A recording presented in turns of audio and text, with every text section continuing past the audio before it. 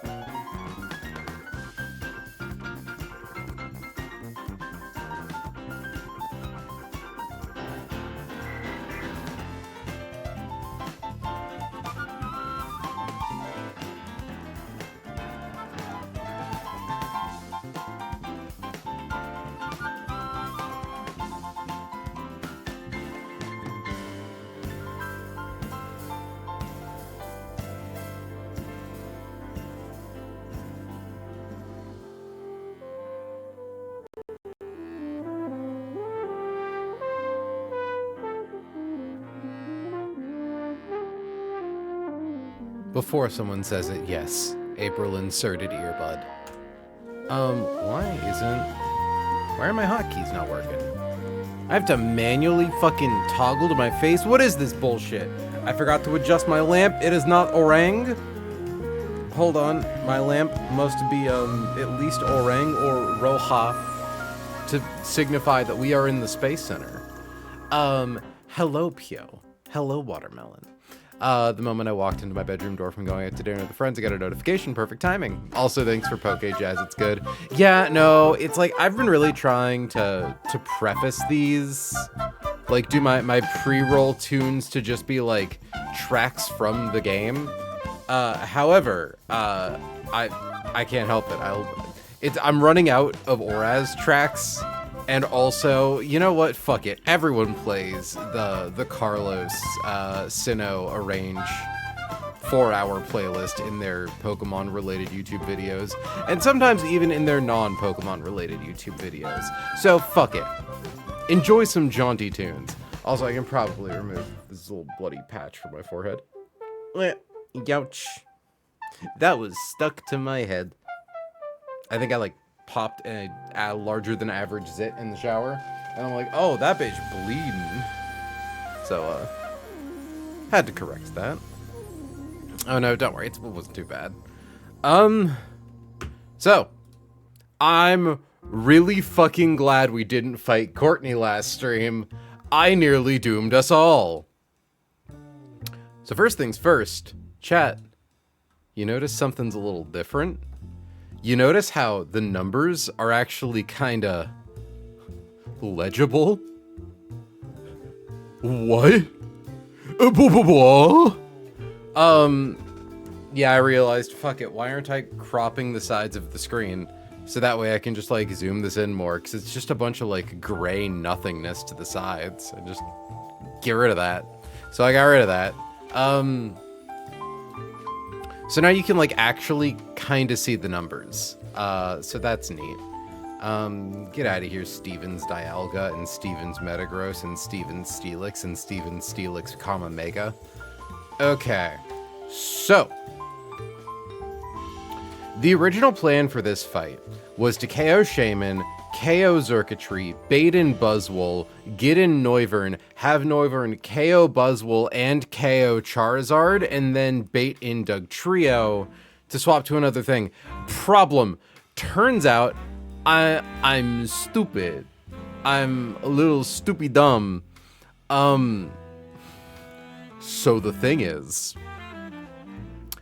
I think I've dealt with focus bands so long, I did in fact forget. Okay, so I shouldn't say I forget. I was half confident about this, and that was part of why I didn't want to do the fight.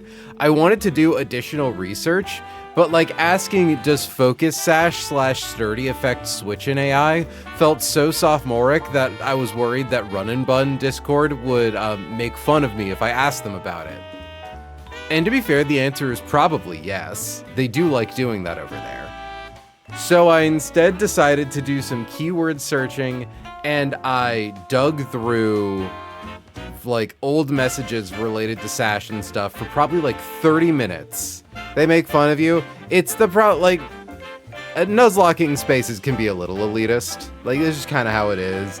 It's, you know, every like quote unquote like high skill hobby is gonna have people who are chuds about it. Most of the people in there are quite nice and are very helpful, but I didn't want to get someone being like, bruh, how are you in Space Center?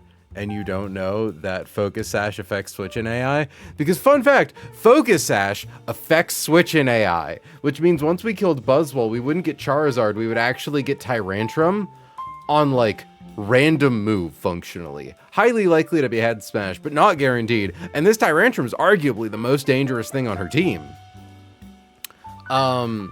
So it wouldn't be fun to deal with that without the proper setup. So we altered the line. We actually altered like half of the team members we're bringing to this too. So current line starts the same as the old line. We get pre-burned Corviknight with a Lepaberry who's gonna spam Roost. That will eventually have Shaman KO itself on us via Life Orb recoil. They will then send in Xurkitree for the fast kill on Thunderbolt. We are going to swap to Garchomp. We are not going to bother leveling up Garchomp. We have Soft Sand. We live Thunderbolt. We are 2 points of speed faster. We 1-hit KO with Earthquake. Now, the divergence in the line, yeah, another fun quirk about sturdy AI is that the AI knows they have it, but yeah, they don't know that the player has it, which at the very least, it's an AI quirk in your favor, arguably. So that's kind of nice. So what we are going to do is we are going to pre-damage Garchomp such that Tyrantrum sees a kill on it with Scale Shot. Because while Tyrantrum is slower than us and Charizard is faster than us, standard Charizard without Tough Claws doesn't see that it does that much damage with Dragon Claw. It only does 42%. So as long as we get ourselves set up to like this range here, it should bait in Tyrantrum, because like also Dugtrio doesn't do that much with Earthquake. So Tyrantrum's gonna come in on Scale Shot. We are going to swap to Granbull. Granbull blanks Scale Shot, baits Head Smash. Doesn't go for Rock Polish because we're slower than it, and we get off and Intimidate. That's the main reason we're using Granbull, by the way, is to get off and Intimidate, drop its attack by 1. And then we are going to swap to Torterra. Torterra resists these moves pretty dang good. Thankfully, a 5-hit Scale Shot doesn't do more than 50% of our max HP. We have a Lepa Berry, we have Synthesis. We are essentially going to swap in Synth up till we're at full HP, use a Giga Drain, Synth up until we are at full HP, and then KO with Earthquake. We can never KO accidentally early because it has a Focus Sash. But Giga Drain into EQ always kills, plus he's using like close combat and stuff, he's bound to drop his own defense at some point. Now at this point, as long as we have over 26% of our max HP, Dugtrio won't come in for Earthquake. It doesn't look at Final Gambit as a regular move. So it'll just go down the line, and the first thing that is faster than us and outspeeds us, and likely KOs unless Tyrantrum misses a Head Smash, is Buzzwole with Ice Punch. You might recognize Buzzwole with Ice Punch from the original version of this line. Because just confirming, Charizard regular without Tough Claws, yeah, only does 76% with Flare Blitz, so it should always be Buzzwole. So Buzzwole comes in for Ice Punch. If our HP happens to be low enough, it could also go for Leech Life. Both of these are fine. We have given Dreadnought a Citrus Berry, so once Dreadnought hits the field, if any amount of, I suppose, no, because it doesn't matter if we swap into Noivern on Leech Life. That's right. We swap to Dreadnought. Our HP is never low enough to bait Stone Edge or Ice Punch. Citrus Berry makes sure of that. Song pulls the tears out of me every time. Damn right. So, Dreadnought lives Ice Punch. Dreadnought baits Drain Punch. Honestly, I wonder, could we just... Yeah, we could also use Arcanine for this. No, we couldn't. So... The Gnaw is Law. So we bait Drain Punch. We swap to Noivern. Noivern is equipped with Life Orb. Noivern outspeeds 1-hit KOs with Air Slash. At this point, Charizard hits the field. Reason being that standard Charizard, without Tough Claws, at level 26, or 86. So it sees that it does a max of 132 damage with Dragon Claw. Also, I need to adjust how I keep my calculator now, because I moved all this shit around. So, what's going to happen is, first we have to go to Buzzwole. We'll assume we got hit by Drain Punch, because Drain Punch does less damage. Let's assume we take the lowest possible damage on Drain Punch, so 257 minus 60 drops us to 197. We then lose 25 HP from using Life Orb. We don't actually need to use Life Orb. We could just use like Wise Glasses, but Life Orb helps us like chunk our HP down while staying at a lower level. So we go down to 172. At this point, Charizard, no Tough Claws, it has Blaze. It sees that High Roll Dragon Claw does 132 damage. Let's get a second calculator. So, we have 132 divided by 172, which comes out to 76.7% of my max HP, which is more than what we do with Draco Meteor. So it thinks that it does a slow out damage versus Dugtrio being generically faster than us. So Charizard will come in and then Mega Evolve, making itself vulnerable to a one-hit KO from Draco Meteor. If we want, we can pre-damage Noivern by a couple extra points, but I don't think we need to. We mostly just need to make sure that it hits the field, and then the AI is incapable of resisting the sweet, sweet urge to Mega Evolve. So it hits Mega, we outspeed, we dunk it with a Meteor. Now, the problem is Dugtrio, because we're taking around 20% of our max HP to Drain Punch, and we're losing another 20% to Life Orb, which puts us within Final Gambit range. Now, we do show a one-hit KO with Draco Meteor, except we're slower, and also, no we don't, we just use Draco Meteor. Oh, food. Now, what I've realized is Corviknight, from the start of the fight, has taken an amount of damage equal to 1 tick of burn, because it roosts itself up to full over and over again, and then at the end of the turn takes a little bit of burn damage.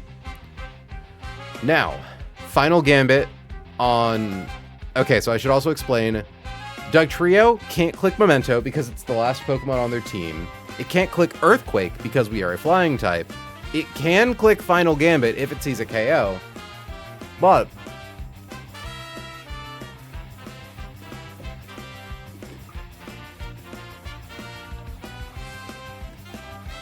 the odds are highest. These are hot as fuck. That it goes for Stealth Rocks. Either way, what happens is we swap to Corviknight. Let's assume it's set up Stealth Rocks. We don't take Rocks damage for swapping him, we just lose another chip of max HP to a burn. So that's 275 divided by 16 is 17. 275 minus 17 is 258.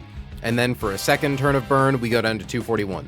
Now, assuming it's set up Stealth Rocks, it can't click Memento because it's the last Pokemon. It can't click Earthquake because we are a flying type. And it can't click Stealth Rock because Stealth Rocks are only up. We are using the same principle that we used to make Steelix boom at the start of Space Center, by making Final Gambit the only viable move. It does 182 damage always. We have at least 241 HP. So it kills itself on us. We don't take burn damage. Even if we did, we'd still live.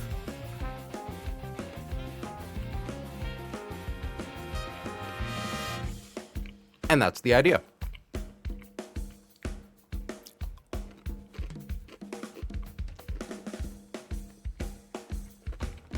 The nice thing is that, again, we never need to worry about what HP we're at after Buzzwole in regards to Dugtrio, because it doesn't actually see any of its moves as doing damage. So as long as anything does more damage to us than we do to it, Dougie won't come in. So, let me also confirm the scenario where we take the most possible damage with Noivern. So that's 113. 257 minus 113 goes down to 144, and then we lose 25, and then we lose 25. We go down to 94. We're fine. Now, that being said, I'm thirsty. I need to go fill my water. I'll be back in just a minute. My fucking hotkeys aren't working. I don't know why.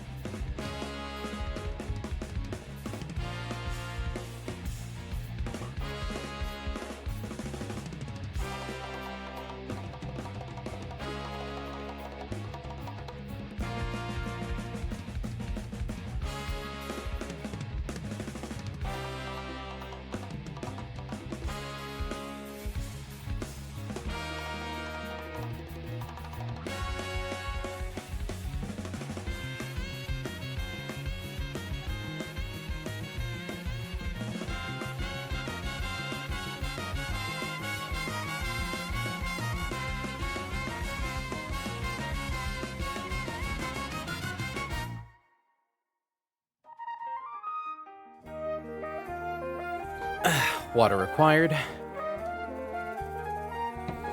So, the only thing we need to do, and I think I actually already did the numbers for it,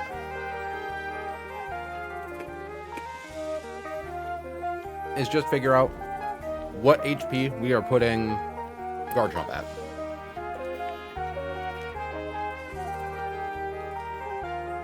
My thing here says 234. Scale shot does 78. So yeah, just multiply that by 3. We also need to check to make sure that Garchomp isn't close to leveling up. So, let's get her booted up. I had not considered... Okay. I can just... Yeah, that's fine. I forgot that adjusting it in one screen would adjust it in the other screen.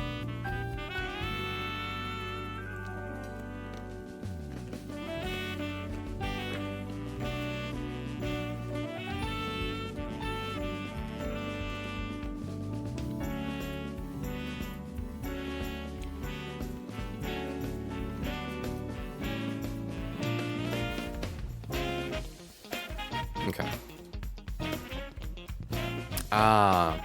Had not considered that my notepad would overlap with the game screen. Doesn't really matter, but it's just a little annoying. Might need to adjust my setup slightly. Okay. So we already have Corviknight. We have Garchomp. We need Dreadnought. We need Torterra. We need Granbull.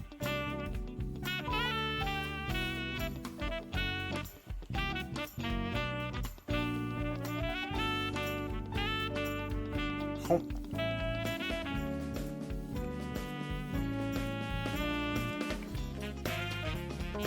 Apologies for all the horrible crunching noises. Soft jam. We want to give Laylaps a citrus berry, not an asper berry. Honestly, I think we only need to give it an orange berry if I'm being real.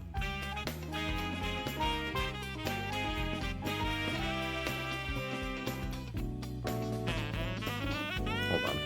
Let me confirm real quick. Max roll leech life.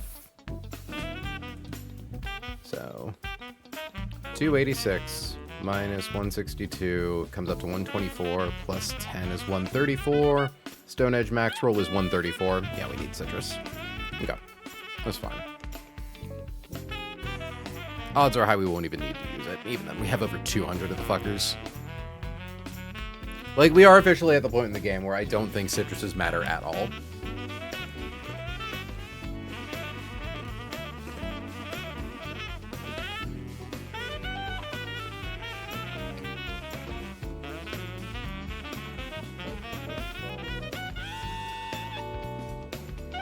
And then there's kind of nothing we need to give to Duchess.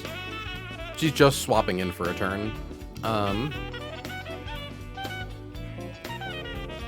Okay. So now we need to burn Willow, pre-damage Garchomp.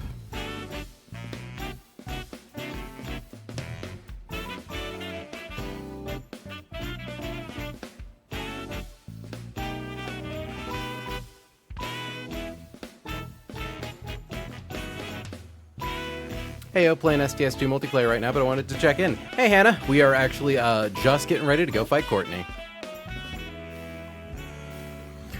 I'm tempted to, like, do a little bit of extra pre-damage to Noivern just to be, like, extra safe, but I really should just be relying on the cold certainty of math. Actually, I should check. Hold on. Okay, is Garchomp close to leveling up? No, it's like halfway there. Neither is Noivern. Okay. So, load recent scripts. Pre-damage. Slot number 2 to 234.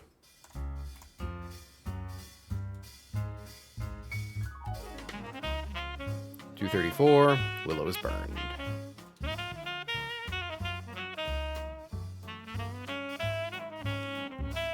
Confirming once again that scale shot with 3 hits. Yeah, it does come out to 234.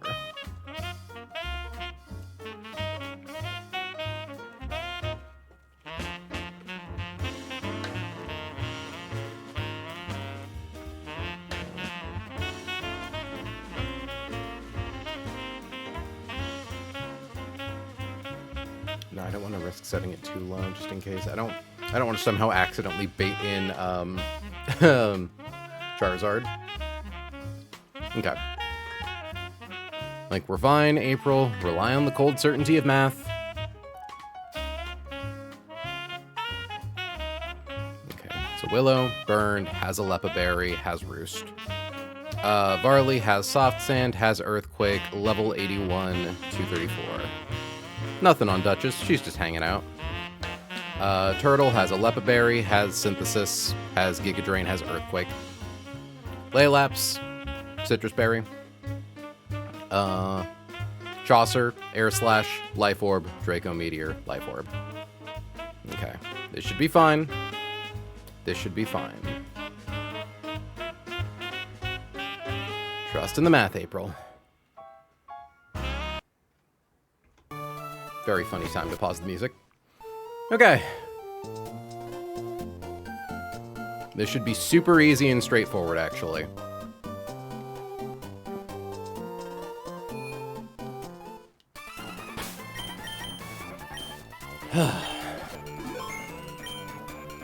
The luck nugget.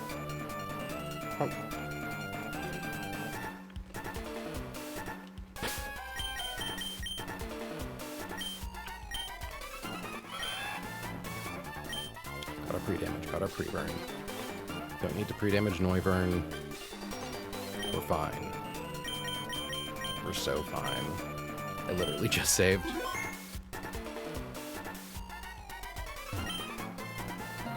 Alright, this is Magma Admin Courtney. The second of the Magma Admins, though this is the first time we're seeing her. Out comes Shaman. Out comes Willow. So, this Shaman has Grass Whistle. Willow is pre-burned. This is so that way we cannot be put to sleep. It knows Earth Power, which does not affect us, Seed Flare, which can drop our special defense by 2 stages, and Hidden Power Ice, an Ice-type move. Now, because of our specific combination of resistances, Hidden Power Ice does more damage to us than Seed Flare. Shaman here is also holding a Life Orb, which means every time it attacks, it loses 10% of its max HP. So, technically, it requires hitting you 12 times because of how rounding works. Did I say 12? I meant to say 11.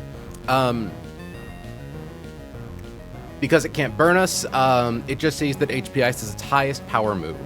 So, all we need to do is stall it for 11 turns. Now, because we want to make sure that we actually get all 11 turns, we have a Lepa Berry, Roost only has 5 PP. We're going to use Defog turn 1 because this thing cannot 2-hit KO us.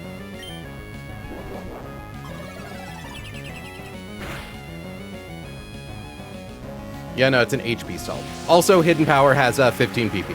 Did confirm this. So it won't run out of PP. Okay, now we just click Roost.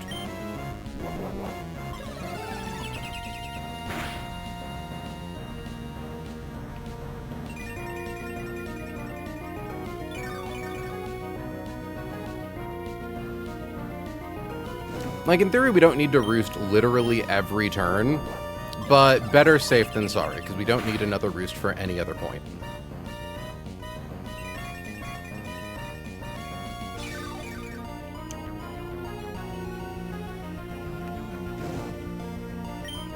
Just gonna keep clicking this move.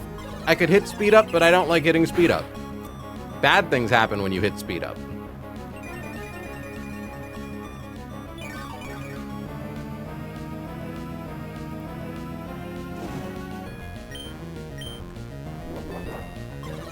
And now, next turn, you should see its HP hit yellow, or it hit yellow this turn.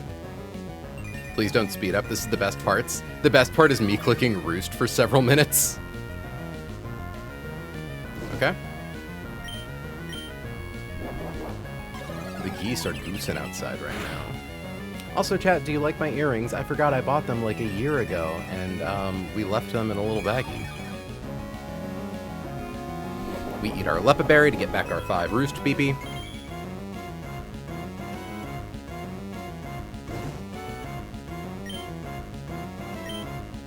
It's thrilling gameplay, not gonna lie. I'm glad, Izzy. Look, Izzy, I respect and appreciate Rose and Pio's opinions, but you're someone who actually knows a run and bun. So to get, like, hearing this is thrilling gameplay from you, okay, I trust that slightly more.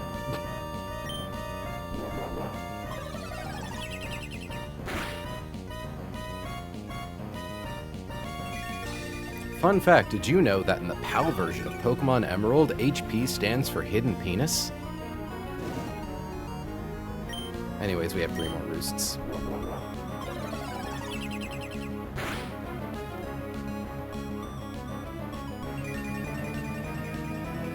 Well, I'm taking myself and my daughter Rose. 2 more.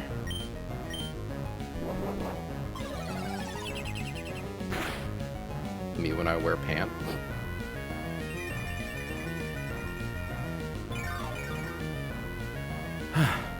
Alright. Final roost. We should see Xurkitree come in next. Because it's the first thing in their line that sees a fast kill on us. Nice thing about roost is we heal even if they KO themselves. Then we take a little bit of burn damage.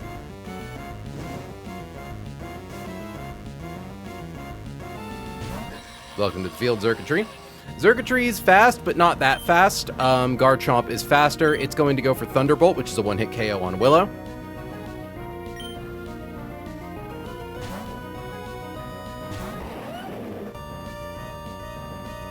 Okay. We are faster, and thanks to Soft Sand, one-hit KO with Earthquake.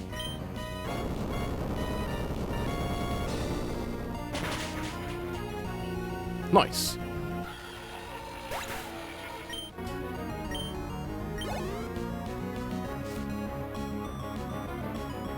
Out comes Tyrantrum. Okay. So, Tyrantrum wants to go for Scale Shot because it sees a KO. I was going to fake saying that it could only use Scale Shot. It can actually also click Rock Polish here. And I was going to be like, what the fuck? What do you mean it's using Rock Polish? We're using a fairy type to stop it from getting the speed boost. Yeah, no, we do. It's fine. It's either clicking Scale Shot or Rock Polish. Either way, neither do damage to Duchess. Send in Duchess. Drop its attack. This thing is the demon of her team, by the way. It does a lot of damage. It can boost up its speed. And it has a focus sash. So it's just really hard to kill. Okay. It now wants to go for Head Smash. That's fine. Turtle takes like 25% from that, and there's even a chance it misses.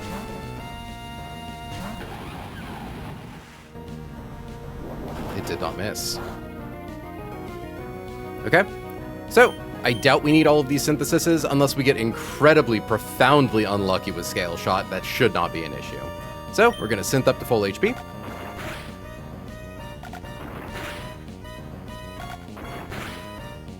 Three times.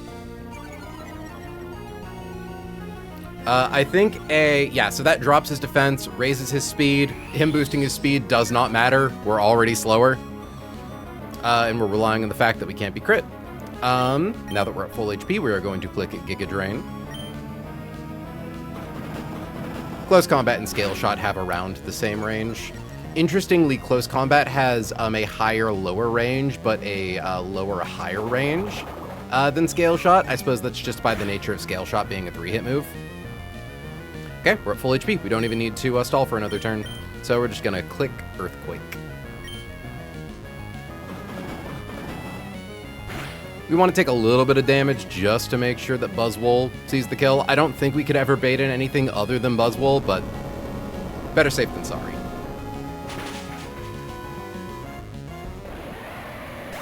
Okay, Buzz, do you see a kill with Leech Life? We are 1 HP above showing it a kill with Leech Life. That's really funny. Okay, so it's always Ice Punch. Get small, get big, get small, get big, get small, get big. Okay. Yeah, wants to hit us with Ice Punch. We are going to swap to Laylabs.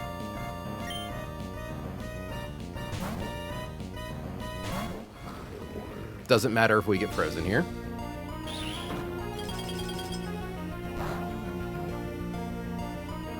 Okay, we now always show it a kill with Drain Punch, which is a free swap to Chaucer.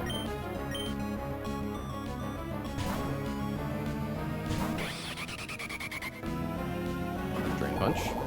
Honestly, I'd like to see a higher roll just to reassure me. That seemed like a higher roll. Yeah, hold on, wait, that did like 60. That did 65. That's like literally middle of the road. Okay. Thanks to Life Orb, we outspeed one hit KO with Air Slash. Now, if I did my due diligence, we should see Charizard come in next instead of Dugtrio. Please tell me I did my due diligence. Please tell me that I'm not a fuck up. That would be really bad.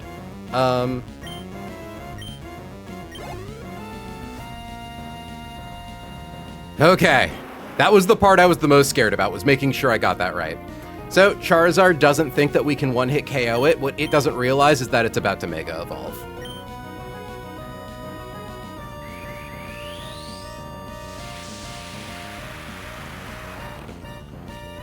We're faster than it. We one-hit KO with D-Meteor.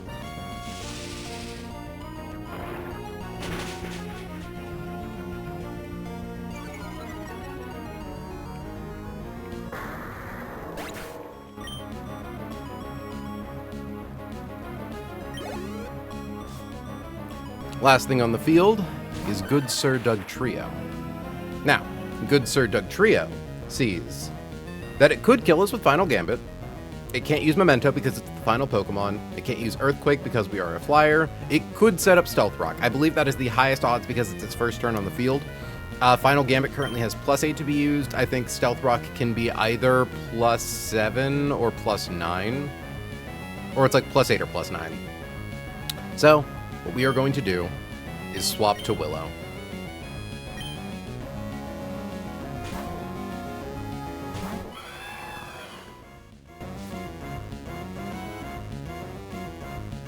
Sets up Stealth Rocks. It can now no longer click Stealth Rocks. It can now no longer Earthquake. It cannot Memento. It can only click Final Gambit, a move that only does 182 HP of damage. We click Smart Strike for the funnies. The cold certainty of math comes out on top.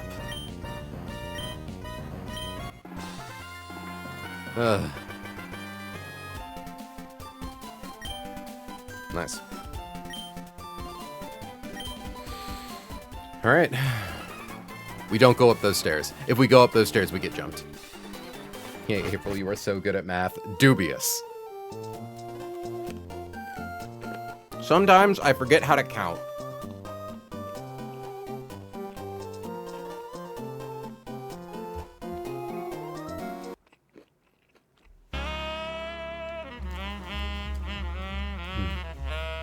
Very proud of that Noivern maneuver, though.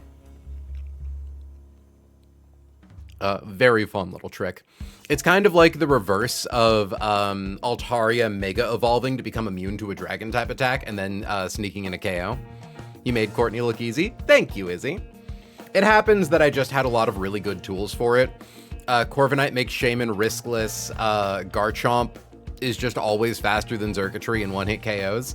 Like, Xurkitree would be really difficult if I didn't have a guy who was faster than it. But Garchomp is cracked. Like, yeah, I didn't really have an answer for it other than that. I could, like, maybe close combat it with Sneasler if I came in on a Grass Knot. But I'd need Choice Band. No, I'd probably do it with Life Orb at level. Hold on. Does Life Orb do that? I don't think it does. Yeah, it comes up to 98.8. Yeah. So, before we dig into the next one, I want to dig into my dinner of delicious nugget-shaped chicken. Brought to me by my beautiful wife.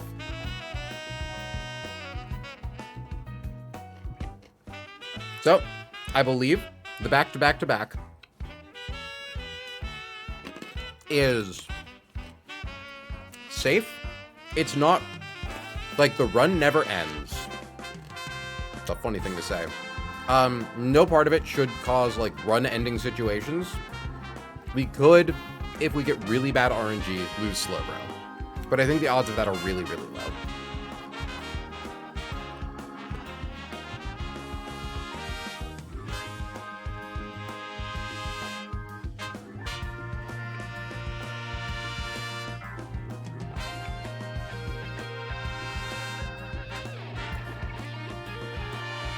Don't mind me while I eat my nug.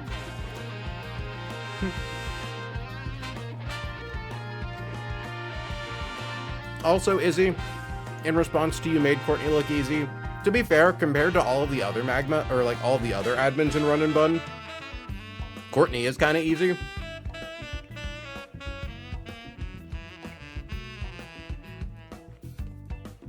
Shelly's a demon, Matt's a demon, fucking Tabitha's a demon. Tabitha's like the demon of the admins. Do you ever fight Matt a second time, by the way? Do you encounter him in like Shoal Cave?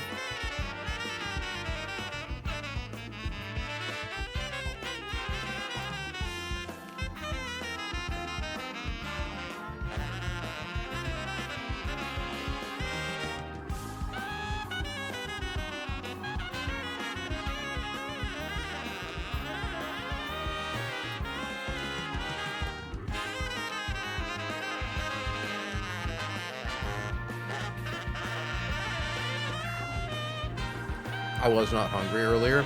I'm so fucking glad I have food right now. Also, chat, I've been looking ahead at Space Tag. I spent several hours kind of trying to figure some shit out before today's stream. Space Tag is awkward.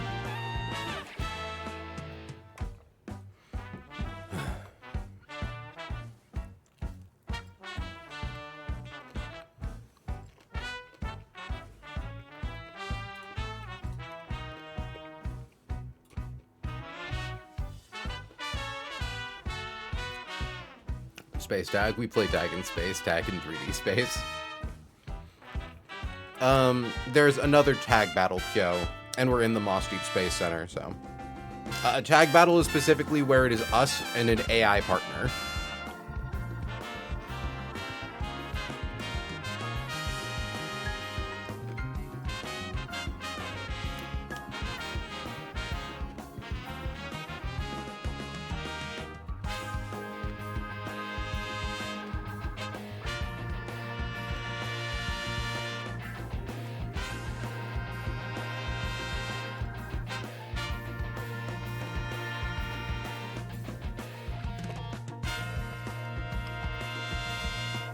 I'm curious about something.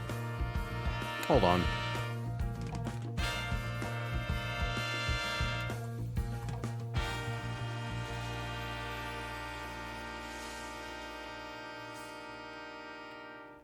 Damn. In Space Tag, there is a Moltres with the move Hurricane. I was checking, because I know that Hurricane gets its accuracy boosted in rain, and I know that in some weathers, it gets its accuracy decreased. Sadly, Sandstorm does not seem to be one of them.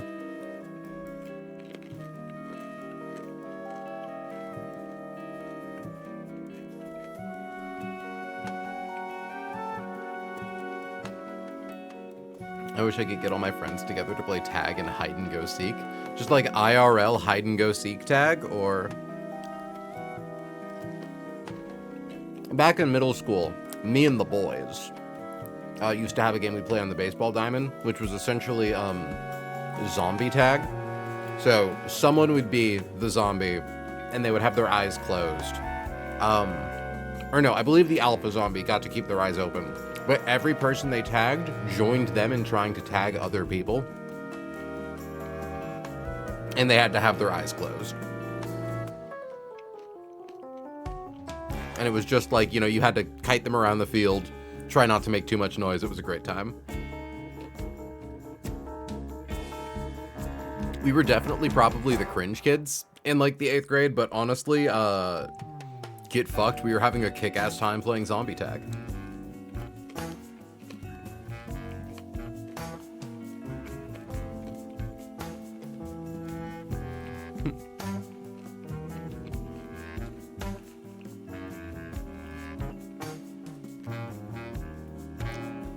Okay, 2 left. Oh.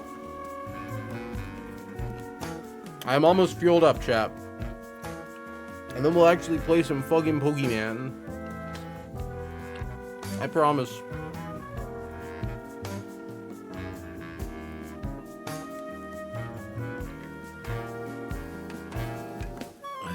I've been wondering recently. The Run and Bun Hall of Fame has, I believe, 29, or not 29, 89 players on it currently. And I'm nearing the end of the game.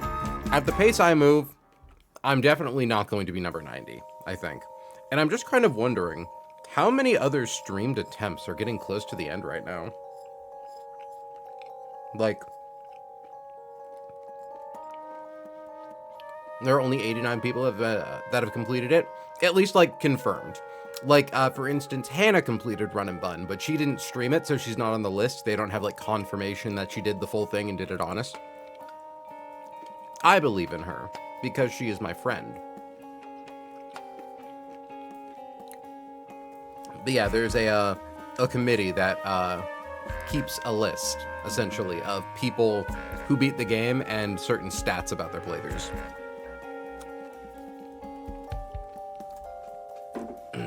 We'll riot for Hannah.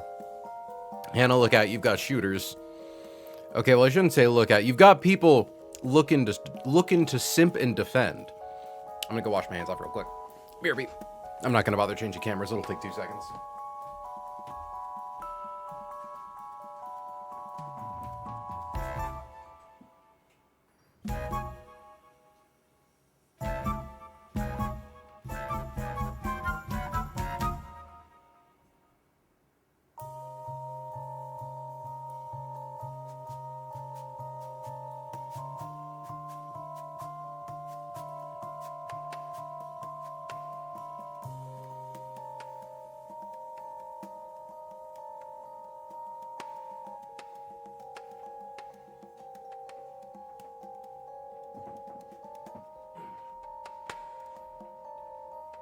All right, I have returned. I wonder if my wife can hear me. I'm nearly 30. I don't simp. I nurture and care. Sure thing, hon. Whatever gets you to sleep at night.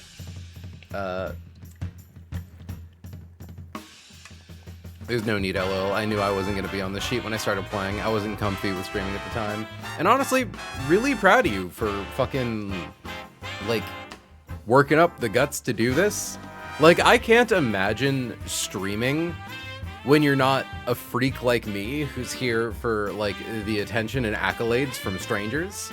Like, to fucking force yourself out of your shell solely so that way, you know, you can kind of experience the glory. Because the thing is, I don't even know, do you qualify for the list playing New Game Plus on an unverified run? Like, is that list qualifiable? Okay. No idea, LMAO. I suppose you're mostly here for the fun, not necessarily the glory, but, you know, I'm sure it's also at least a little glory. Okay. With all that being said, let's take a look at what's next.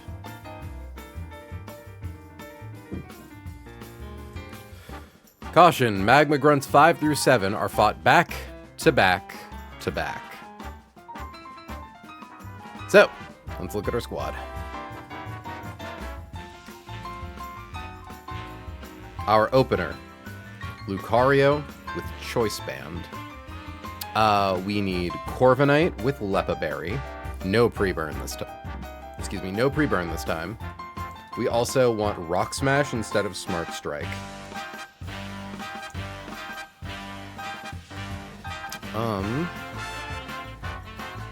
We need Urshifu with at least Mystic Water.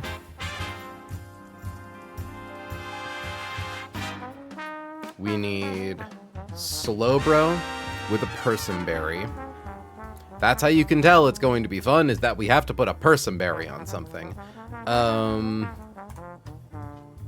Export. Import. We need Arcanine with the Citrus Berry. And lastly, we need Electros.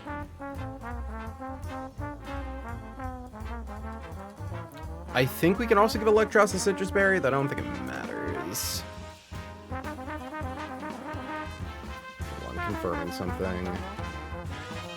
Yeah, speed 105. Slow. Electros is slow as fuck, but it's still not slow as fucker than you. So, first up is Lucario versus Armaldo. Now you might notice, well, okay, April, I see Lucario slaughters Armaldo with a Meteor Mash. This makes sense. No! No, we are not clicking Meteor Mash. Because Armaldo has Bright Powder, which means we could just miss. Lamau. XD.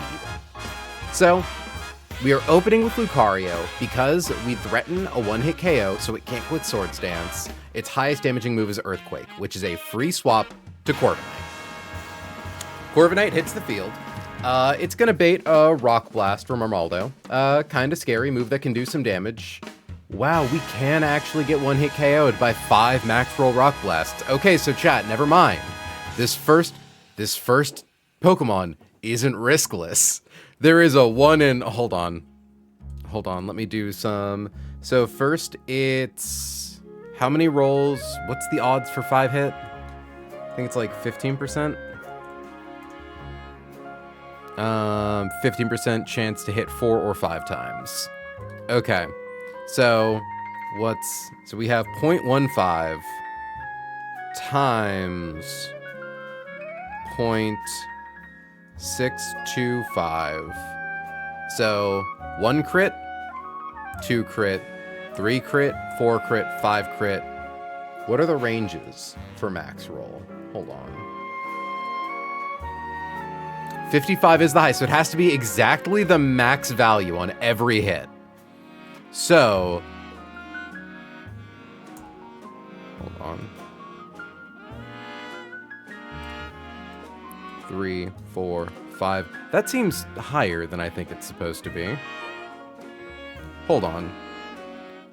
0.15 times 0.0625. There we go. So that's 2 crit, 3 crit, 4 crit, 5 crit. So to give you an idea, we are currently at E-7, and then 1, 2, 3, 4, 5, 6. Sorry, not 6. I did 1 too many. So it should be 1.364 to E-13, whatever that is. So you're saying there's a chance. Point is, what's going to happen is Corviknight's going to come in against Armaldo. We are going to click Defog. Defog reduces its evasion by 1, which cancels out the evasion boost from Bright Powder. We then take 1 Rock Blast. On the following turn, we are faster than it. We are going to Roost.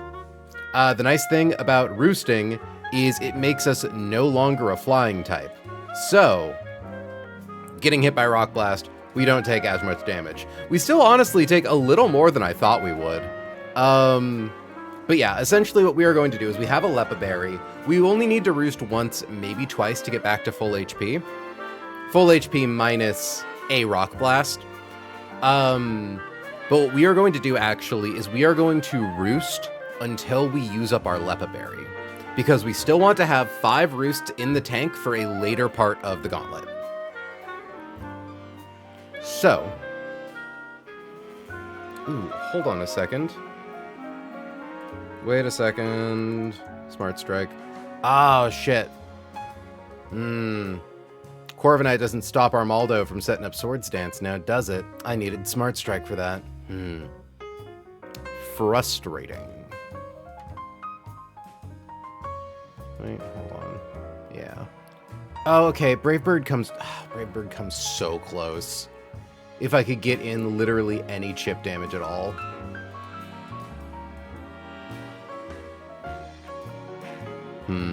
Because we really want Rock Smash for later. And we really don't want this thing to set up Swords Dance. We're faster than it, so we show it a 2-hit KO.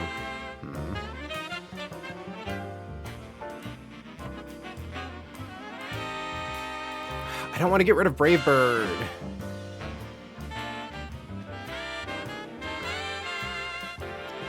Okay, we'll worry about it later. Because theoretically, this should still be possible with Smart Strike. So we'll keep it on Smart Strike for right now. Point is, we threaten a 2-hit KO with Smart Strike, so it won't set up Swords Dance. It's fast 2-hit KO.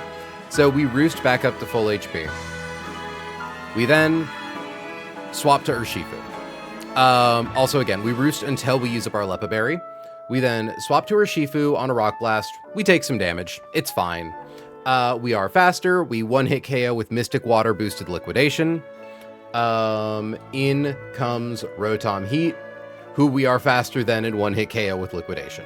So we're just able to chain kill Armaldo into Rotom. This one just has Levitate and a White Herb. Nothing too fancy, no priority moves. In the next fight, we have good old Machamp here. Almost makes me wonder, no, there's no other way I can like do chip damage to that Armaldo. Frustrating. So, Machamp is on the field. Lucario is on the field. Machamp has Bulk Up. That's really threatening. It also has no guard, obviously, it's a Machamp, and it has Quick Claw. Quick Claw is very threatening. Because it means that it could just go before us and kill us, even if we have someone who could, potentially kill it like Corviknight with Brave Bird. I suppose, theoretically, I want Corviknight to have as many roosts as possible, but in theory, no, it needs to have a Lepa Berry. It can't have a Sharp Beak because we would lose it later.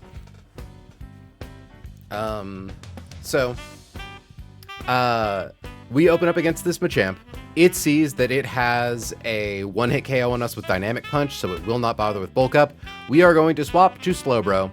Slowbro is going to take Dynamic Punch. It is going to get immediately confused, which will then use up its Person Berry.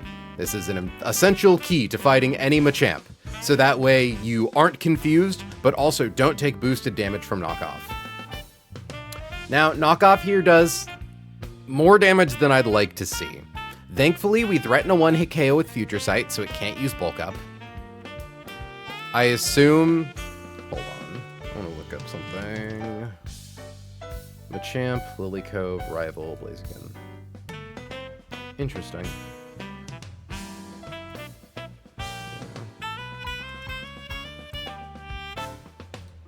So there's one thing I'm slightly worried about. I have to assume, Hannah, I'm not crazy. Future Sight prevents setup AI, right? That's not a thing I need to worry about.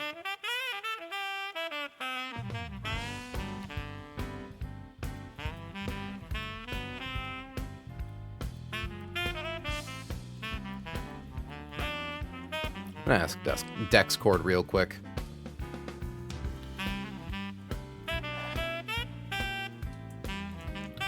Very stupid question. Future Sight is perfectly capable of preventing setup AI, right? And now I wait. Like, I can't imagine why it wouldn't. I know that, like, cool. Okay, yeah. Someone says, still totally capable of preventing setup AI. So yeah, we show, also notably, Bulk Up is treated as offensive setup since all of our moves are special. We threaten a KO with Future Sight. So we're going to swap in on Dynamic Punch, and we are going to heal until we're back at full HP. It's going to spam Knockoff. We have quite a few Slack-Offs. We're going to click Future Sight until it downs Machamp. That's all we got to do. Well, not until it downs... Okay. Words are hard. I don't know why I'm panicking all of a sudden. Did someone DM me? As far as I know, yes. Cool. Okay. So we hit the field. We heal up to full. Now, the part where we experience a risk is we need to click Future Sight. We are slower than Machamp. So we're going to take a Knockoff, use Future Sight. We always at least get Future Sight off. If we get crit, and then crit a second time, we lose Slowbro. We thankfully do not lose the run. Urshifu can come in and secure the KO with Aqua Jet after Future Sight goes off, which is very nice. But yeah, obviously we don't want to lose Slowbro. But that's pretty remarkably low odds. once Machamp goes down, it should be Slowbro versus Talonflame. I don't think Surf prevents setup on Talonflame. Wait, it does? Oh, sick. Okay. Nice. I guess I'll give Slowbro Surf then. Teach Core. Yeah. So I don't know if I'm actually teaching Core Rock Smash. Teach. Slow. Surf. Okay. So, Slowbro has Surf, I guess. That's cool. Threatens a KO on Talonflame, but even if it used Swords Dance, it wouldn't be an issue. We're just going to swap to Arcanine, take an Acrobatics, tank a second Acrobatics, kill with Rock Slide. Nothing too fancy. Now, in this last fight, they open with Bisharp, we open with Lucario with Choice Band. Now, believe it or not, Lucario with Choice Band is pretty good at one-hit KOing Bisharp. It has Defiant and a Lumberry. Nothing stops us from killing it. Iron Head Pursuit, Psycho Cut, Low Kick, no priority moves. We can honestly even get it with Aura Sphere. Now, the problem is that we need access to Meteor Mash to kill Galarian Weezing. But we don't have that because we outspeed Weezing and we show a one-hit KO, and we outspeed Guzzlord and we show a one-hit KO. So it's just going to be Weezing coming in on Flamethrower or Will-O-Wisp or Protect. Now what we do is we swap to Arcanine, who takes no damage from Flamethrower, can't be burnt by Will-O-Wisp, doesn't matter if it clicks Protect. It can now only click Sludge Bomb or Protect. We swap back to Lucario, we are immune to Sludge Bomb. If it used Protect, that's fine. We have now reset our Choice Band choice and can go for the fast one-hit KO with Meteor Mash. Just absolutely fucking bonk Weezing Galar. At that point, in comes Guzzlord. Guzzlord sees that its highest damage move against us is always going to be Earthquake. So it has a Focus Band, which is annoying. It shouldn't be that bad, though. What we're going to do is swap Lucario to Electros. We float over Earthquake.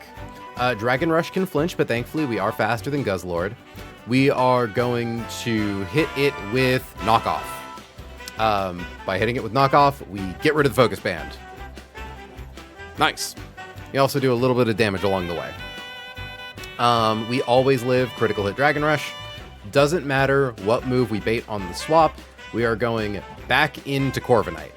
This is why we needed to use up all of our Roost PP earlier, and then have the Lepa Berry proc, is so that way we aren't holding an item, so we don't have to deal with boosted damage from Knockoff. Now, the thing is, Smart Strike still does like 20% per hit. We're fine. Because, like, I'm looking at Knockoff Crit does a max of 44%, does like 29. Yeah, essentially, we just need to get off, like, 4, maybe 5 Smart Strikes. We could, in theory, even make it 4 Smart Strikes and a Brave Bird if we have enough HP. The original idea was to give us Rock Smash, which I think just kills significantly faster, because it's like 15% defense -1, 22% defense -2, 30%. Well, hold on. So let's assume you take minimum damage from a Knockoff. We could also, in theory, level up Electros. We probably don't need to, though.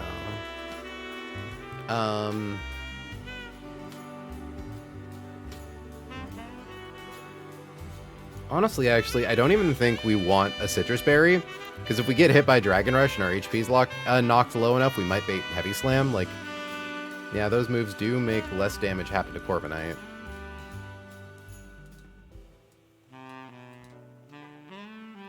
Yeah, okay. No Citrus. However, we still can't give it a damage boosting item because we don't want to have it get knocked off. So,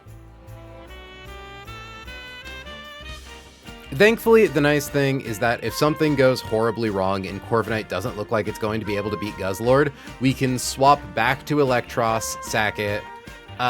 We could maybe even swap to something like Arcanine to secure the KO. Actually, Arcanine, yeah, probably, well, okay, Rock Slide doesn't do that much damage. but it should be able to clear the hurdle. I have to imagine with 5 roosts, like Smart Strike does 20% functionally, we should be fine. We're probably going to have to do a roost or 2. Also confirming, I don't believe losing our flying type affects any of these matchups. Yeah, because it never goes for Earthquake for obvious reasons. And it's like, we could in theory, I mean... Okay, actually one option could just be to swap to Corviknight, swap to Arcanine, swap to Lucario. Like, we just want to make sure that it's not clicking knockoff, so that way Lucario or Urshifu could come in and not have their items knocked off and then get the KO.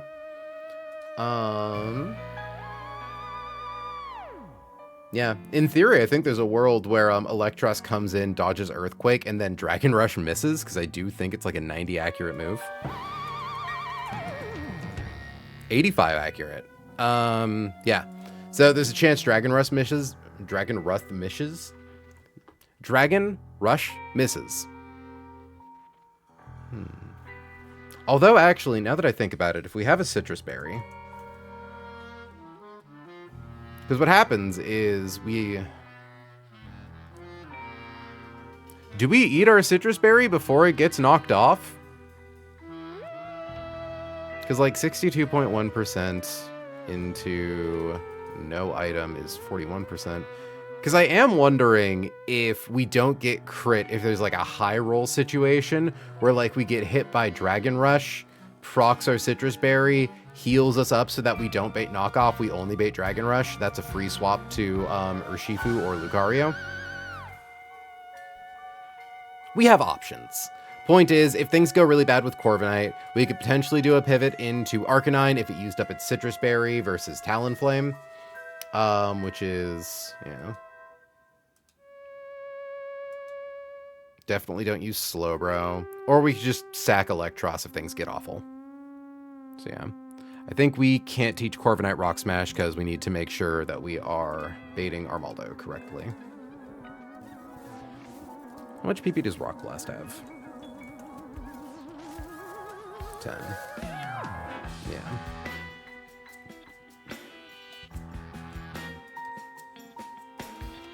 Like, as long as we don't get crit, like, fucking mad, we're so fine. And every time we get crit, notably, it's also a chance for us to crit. We're chill. We're having a good time. We're having a good time. How much PP does Knockoff have? 20. Okay, yeah. But again, thankfully, I think the worst version of this entire set of lines is we lose Slowbro and Electros. Second worst is just losing Slowbro. Shouldn't be too bad.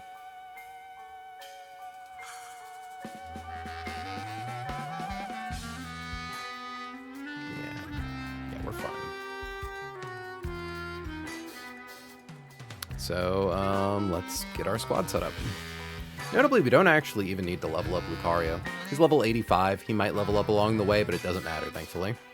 So we want to make sure that we still always show Machamp that dynamic punch kill. So, yeah, we totally still do that at 89.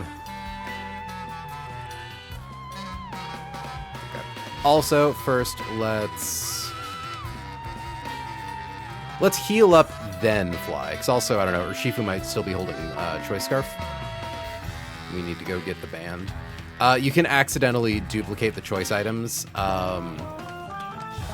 if you trade it out while one of your Pokemon is still holding it.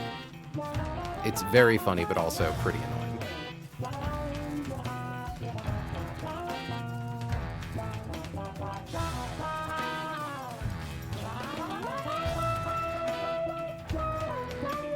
Okay. No, not Mauville, Slateport. Okay, let's get the band.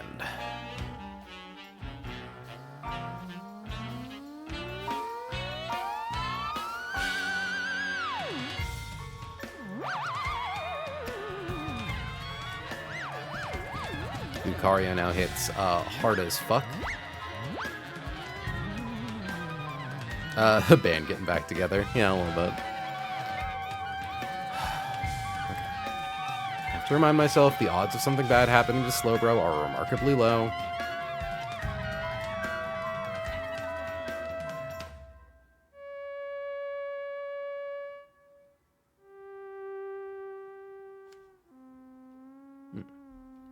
Sorry, brain had to do some numbers.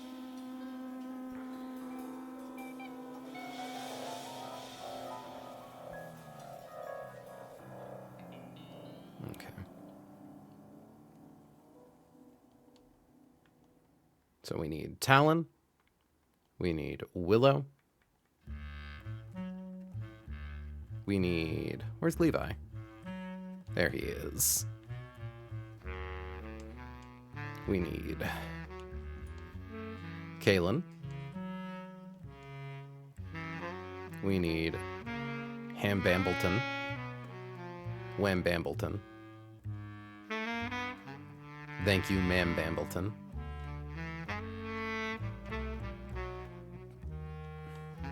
Okay. Don't think anyone's holding any items currently.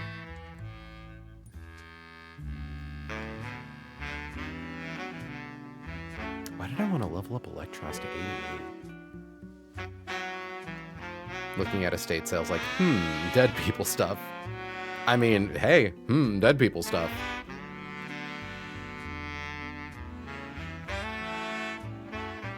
Okay, let's see. Choice band.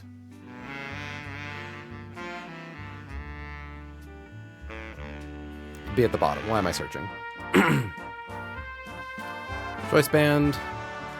Willow needs La Pipa Berry.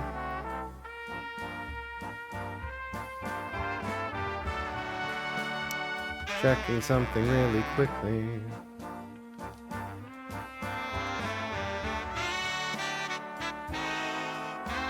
Hold on.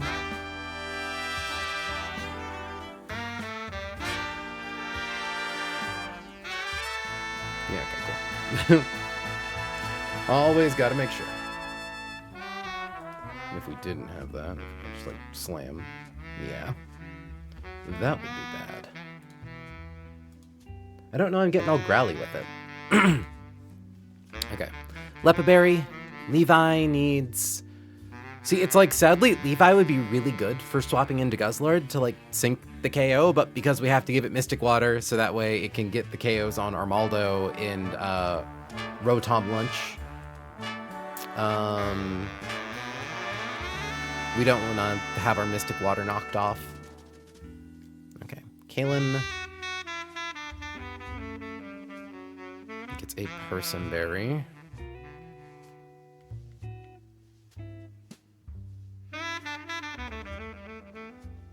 Hamilton gets a Switchris Berry.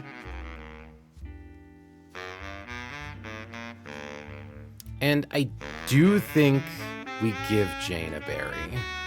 Because, like, okay, let's look at this intelligently. So why did I want it to go to 88? Oh, it's because Dragon Rush always procs a healing berry. However, in order to have that healing berry... hold on.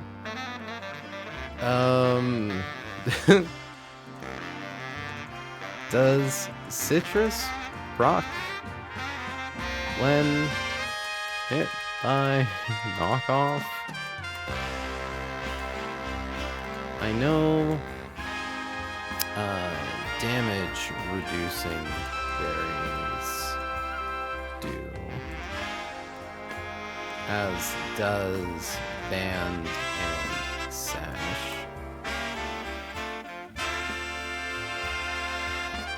I think the citrus berry gets knocked off before it heals because it's like a timing thing where I don't know. Hannah, do you happen to know the answer to my question?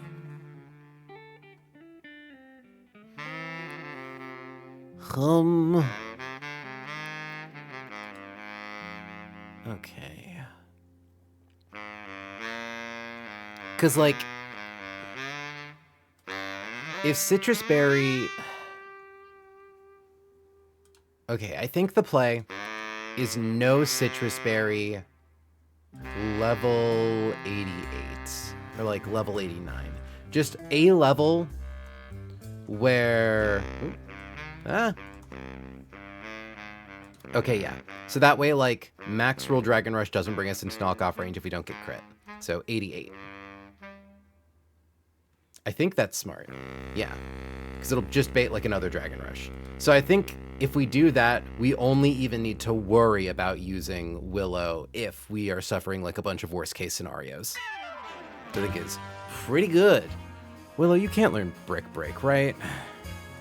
Because that actually might just solve this. Corviknight. Nope. Not even a little bit. Okay. Yeah. I think it's just kind of a play as we go type deal. So no item for you, but we do need to level you up, along with Kaylin.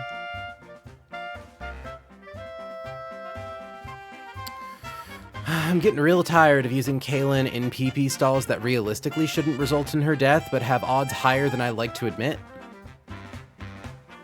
They make me uncomfortable. And I suppose the nice thing about going up to level 88 also is we do a little extra damage. Not a lot, but some.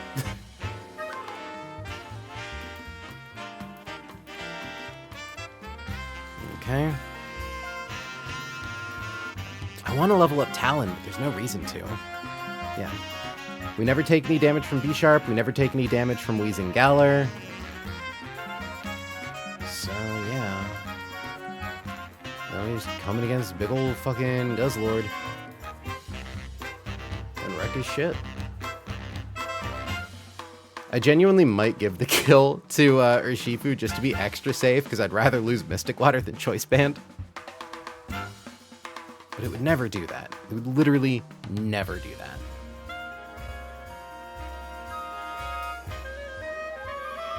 Okay.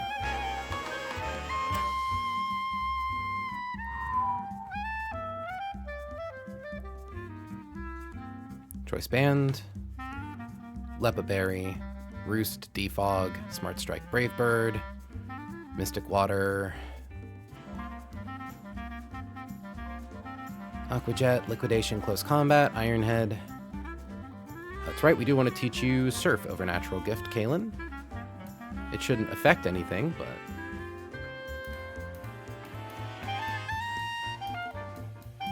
it makes it so that Arcanine takes slightly less damage is what it does. Teach Surf to a Kaylin.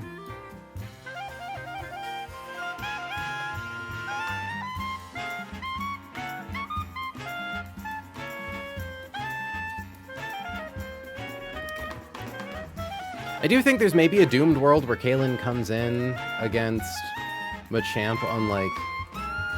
Okay, no, thankfully, critical hit dynamic punch into critical hit knockoff cannot kill Kaylin. Thank God. It does, however, put us at risk of getting the mythological 3 crits in a row, but like, that's, at that point, how can a girl prepare? This should be fine. Odds of us actually losing someone are pretty astronomically low.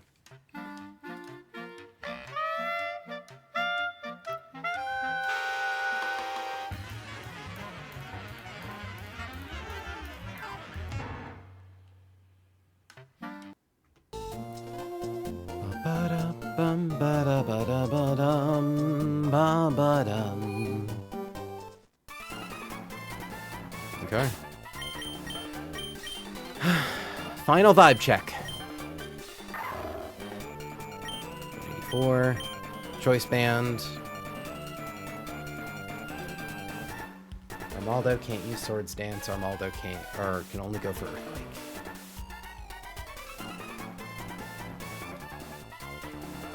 Gets its ass beat by Liquidation. Gets its ass beat by Liquidation. We're so fine.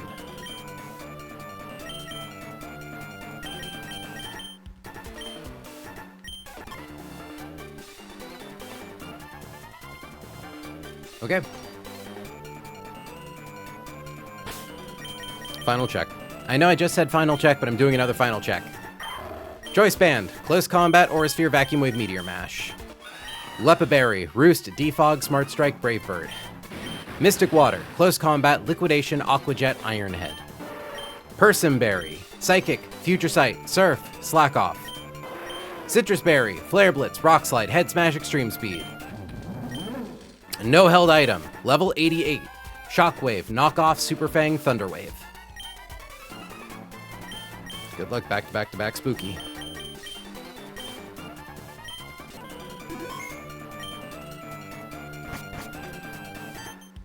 Okay. You're outnumbered 3-1 and you still want to take us on. What happens if I say no? Do they send me back down? It does, in fact, just send you back down. What's wrong with you? Okay. Send it. Okay. I appreciate Dexa jump scaring you, but then giving you the option to go back. First up's Armaldo. First up's Lucario. Armaldo has Bright Powder. We need to negate that. So we are going to swap to Corviknight on an Earthquake.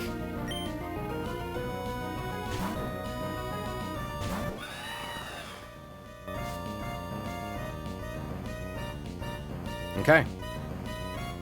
Its highest damaging move is Rock Blast. The only way it can kill us with it is if it hits 5 times and crits on all of them and max rolls on all of those hits. We are going to click Defog. Defog does not check accuracy and always decreases evasion. So that negates Bright Powder. We would like to see minimal hits, ideally. That is minimal hits. We're gonna click Roost. Because now we want to use up our Lepaberry. Even though that was like second best RNG we could possibly get, best RNG would be getting 2 hits on a Rock Blast after roosting. We want to make sure that we don't have a Lepaberry to boost the damage of Knockoff on Guzzlord later, because we want to have as much Roost PP as possible going into that. We also ideally prefer that Armaldo doesn't hit 5 times when we do that. Reblast. Critical hit. I can speed through the Rock Blasts, because they never do more than 50% of our max HP.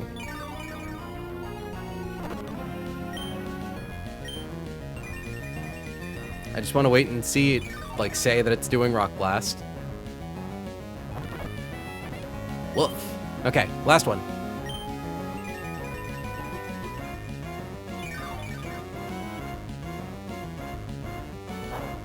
We want to see 2 hits. 2 hits, no crits.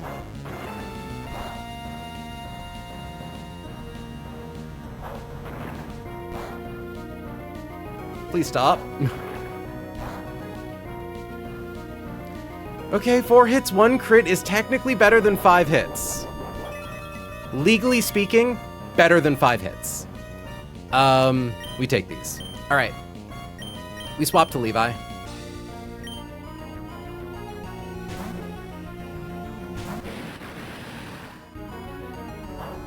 Getting straight blasted.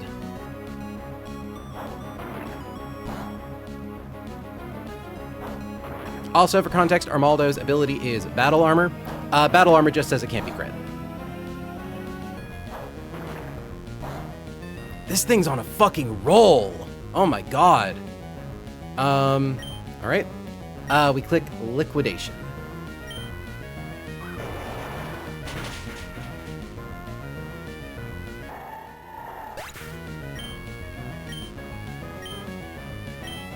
Okay, and next up is Rotom Heat.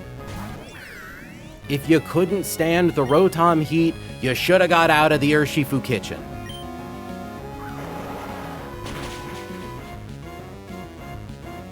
Don't think too hard about that. White Herb procs, restoring the fainted status. Rare instance where Liquidation is just better than Surging Strikes because Shell Armor. You know, that's funny. We don't even have Surging Strikes yet, but yeah, that's a good point. Okay. Scariest guy. Scariest guy.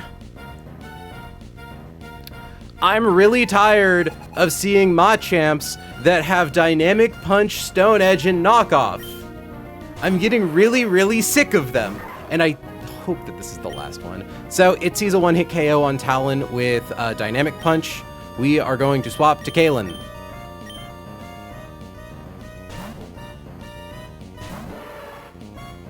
No crit, please. Okay. We are confused. Except no, we aren't. Future Sight shows a one-hit KO, so it cannot set up with Bulk Up. We are going to use Slack Off. We want to see no crits. Okay.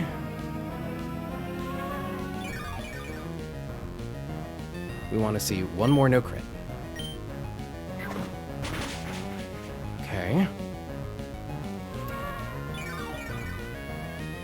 Here comes the scariest turn. We aren't doomed if we get crit.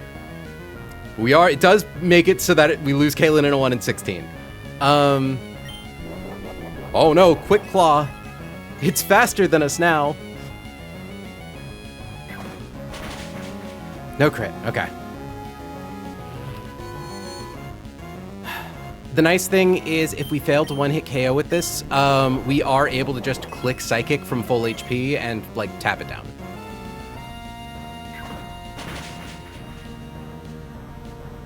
The thing that makes using Future Sight scary is that there is a gap turn, essentially, if that makes sense. It's like there's a gap turn between your slack-offs.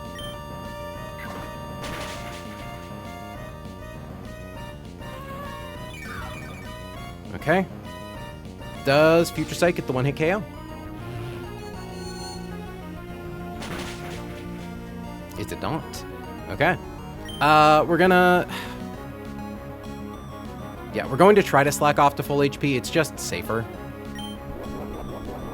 Like, we would have to suffer some astronomically bad, like, get crit 8 times in a row by knockoff in order to somehow lose Kalen here. And just the more HP she has, the safer we are for future parts of the gauntlet. Okay. Tap with Surf to sync KO. We could have also clicked Psychic, but, like, hey, may as well. Okay. Demon down. Thank God, Demon down. We've written a one-hit KO to Talonflame. I do think it can use Will-O-Wisp on us. Doesn't really matter what it does. We are going to swap to Hamilton. It could even somehow set up Swords Dance. That's not a problem. Will-O-Wisp. Love it. We're immune to that. We click Rock Slide. Acrobat. Does like 25%, maybe 40 if it crits.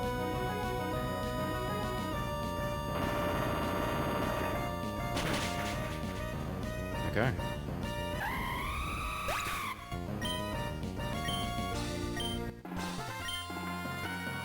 I lost 2 blow. Okay.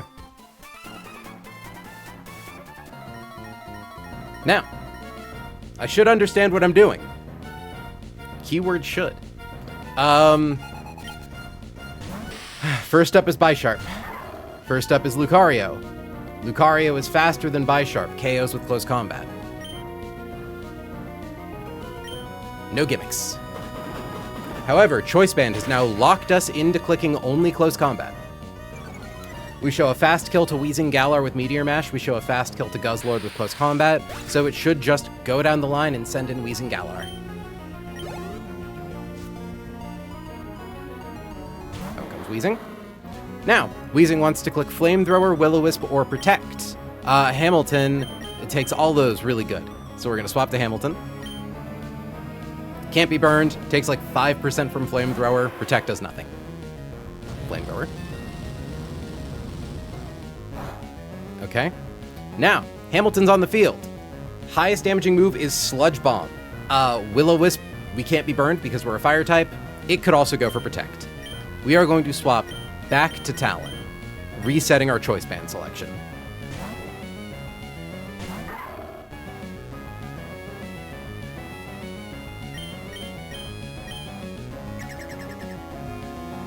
Bonk. Okay, final demon. Now, I believe if Electros doesn't get crit by Dragon Rush, or if Dragon Rush outright misses, we are completely safe. So, it's going to go for Earthquake into Talon, confirming.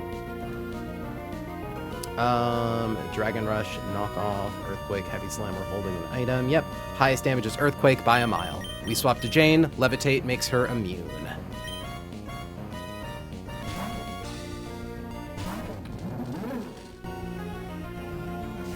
Alright. We want to see no crit or a Dragon Rush miss. Either way, we're going to click knockoff.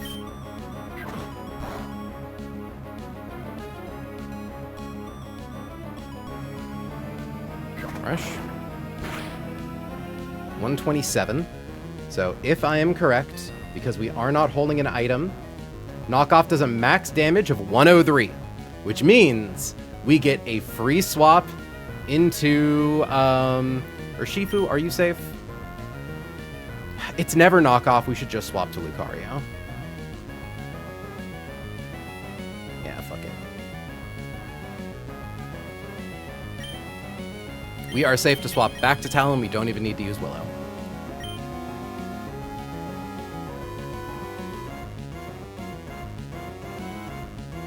It's never knockoff. It is not the highest damaging move. It is never knockoff, it is never knockoff. Cold certainty of math, April! Dragon Rush. Okay. We are faster than Guzzlord. It no longer has its focus band. Close combat does 117%.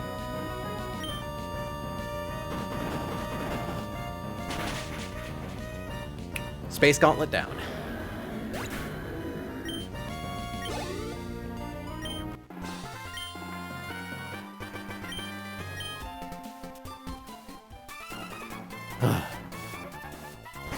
Only one thing left to do. Time to figure out space tag. Just space tag now. Just space tag.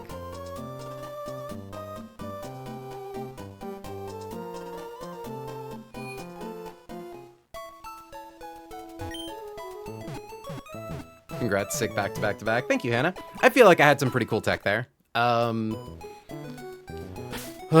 so tired of sending... Actually, believe it or not, that wasn't even really a buff Lucario strat. I mean, like, yeah, sure, we bulked Dragon Rush, but a bad defense Lucario still would have lived that Dragon Rush.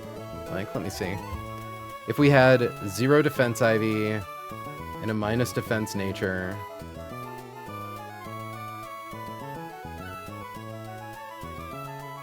and 0 HP...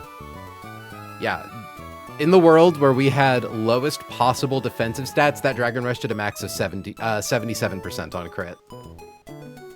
Given, with my Lucario, it does a max of 47.8 on crit, so, you know. Okay, I'm gonna go now. Good luck. Thanks, Rose. We're gonna be in the math zone for a while. I'm just glad that we made it here. Okay, but buff Lucario is so cool. No, don't get me wrong. Bulk Lucario has done so much for us.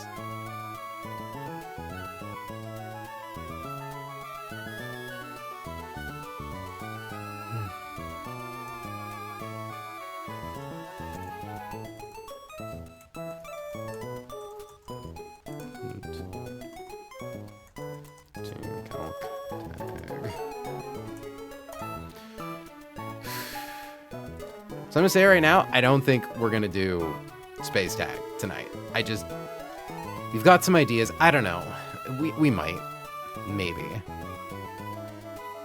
Pio, I just want you to know, by the way, that is the 3rd or 4th time I have seen the ever reliable 6-pound cast iron cannonball. I found it, and it was sent to me, and MintMod showed it to me.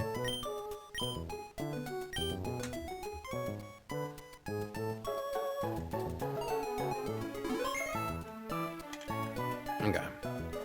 Let's mute that. And let's pivot to this. So first things first, this is really annoying because Maxie is in one tab and Tabitha is in the other tab. But Something nice here is that this is, hold on. This is the last Team Magma fight in the game. We still have Team Aqua to deal with, don't get me wrong, but this is the last Team Magma. So, the gimmick to this fight is that it's a tag battle with Steven Stone. AI partners are frustrating because you can't control them. It is a fight that becomes non-deterministic very quickly. Also, it's in Sandstorm. I mean, the ever-reliable 6-pound cast iron cannonball is adorable, though, so seeing it again isn't ever a bad thing. That's true. Would commission Buff Cario art, not gonna lie. Pio, I don't think you need to commission art of Buff Lucarios. I think you can find them if you know where to look.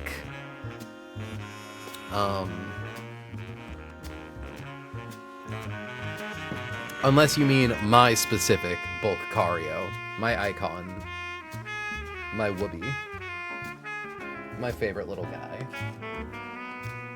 But it's not our Buff Cario. There you go, Pio. You can be the first one to commission fan art for the stream. I shouldn't say that. I feel like I'm exploiting you by making that joke. It's like whenever I make a joke about, like, gift subs, and then you immediately throw out 5 gift subs, and I'm like, wait, I forget how much power I wield. No!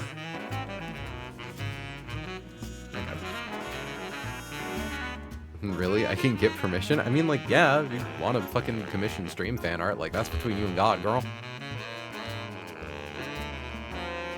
Okay. So, the fight opens with Sheer Force Landorus with Life Orb, Earth Power, Psychic, Weather Ball, Protect. And Mega Tyranitar, well, it's technically Standard Tyranitar. Either way, it has Sandstream, Crunch, Taunt, Heavy Slab, Low Kick. On our side of the field, Steven Stone has Dialga. A cool guy, undeniably. Dialga really wants to set up Trick Room. Problem. If Tyranitar doesn't see a kill on anything turn 1, it wants to use Taunt on Dialga to stop it from setting up Trick Room. Oh wow, I didn't even realize that Tyranitar gets a speed boost when it Mega Evolves. Interesting. I wonder if that, like, alters things. It doesn't, but, like, what if it did? Now, the idea... So, the standard way to start this fight, because Tyranitar wants to taunt Dialga, and Landorus wants to at least Earth Power Dialga.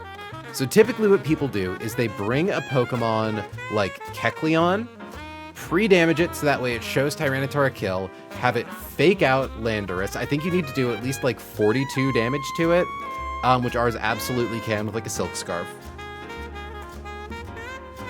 And the idea is that you want to set Landorus up so that way after your fake out Dialga, so ours currently has no held item. It actually has a Dragon Gem. It just always gets used up typically. So let me confirm. 281 minus 237 comes out to 44. So you need to do at least 44 damage to it, which we can do with Silk Scarf. Ooh. Silk Scarf. Fake out does 43, so we just go up a level. And bada bing, bada boom. That's still only 43. Hold on. Bada bing, bada boom, 45 damage. By doing this, Landorus doesn't attack Dialga. Tyranitar then attacks Kecleon, knocking it out, letting Dialga set up Trick Room. That is the standard open to this fight if you still have Kecleon.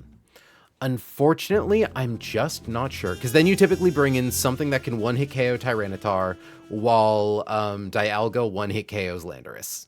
I wonder. What if I used...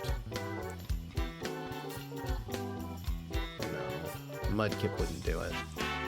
Wait, actually, what? Dialga doesn't bait a one-hit KO from Moltres? That's insane. Okay, that might affect some things.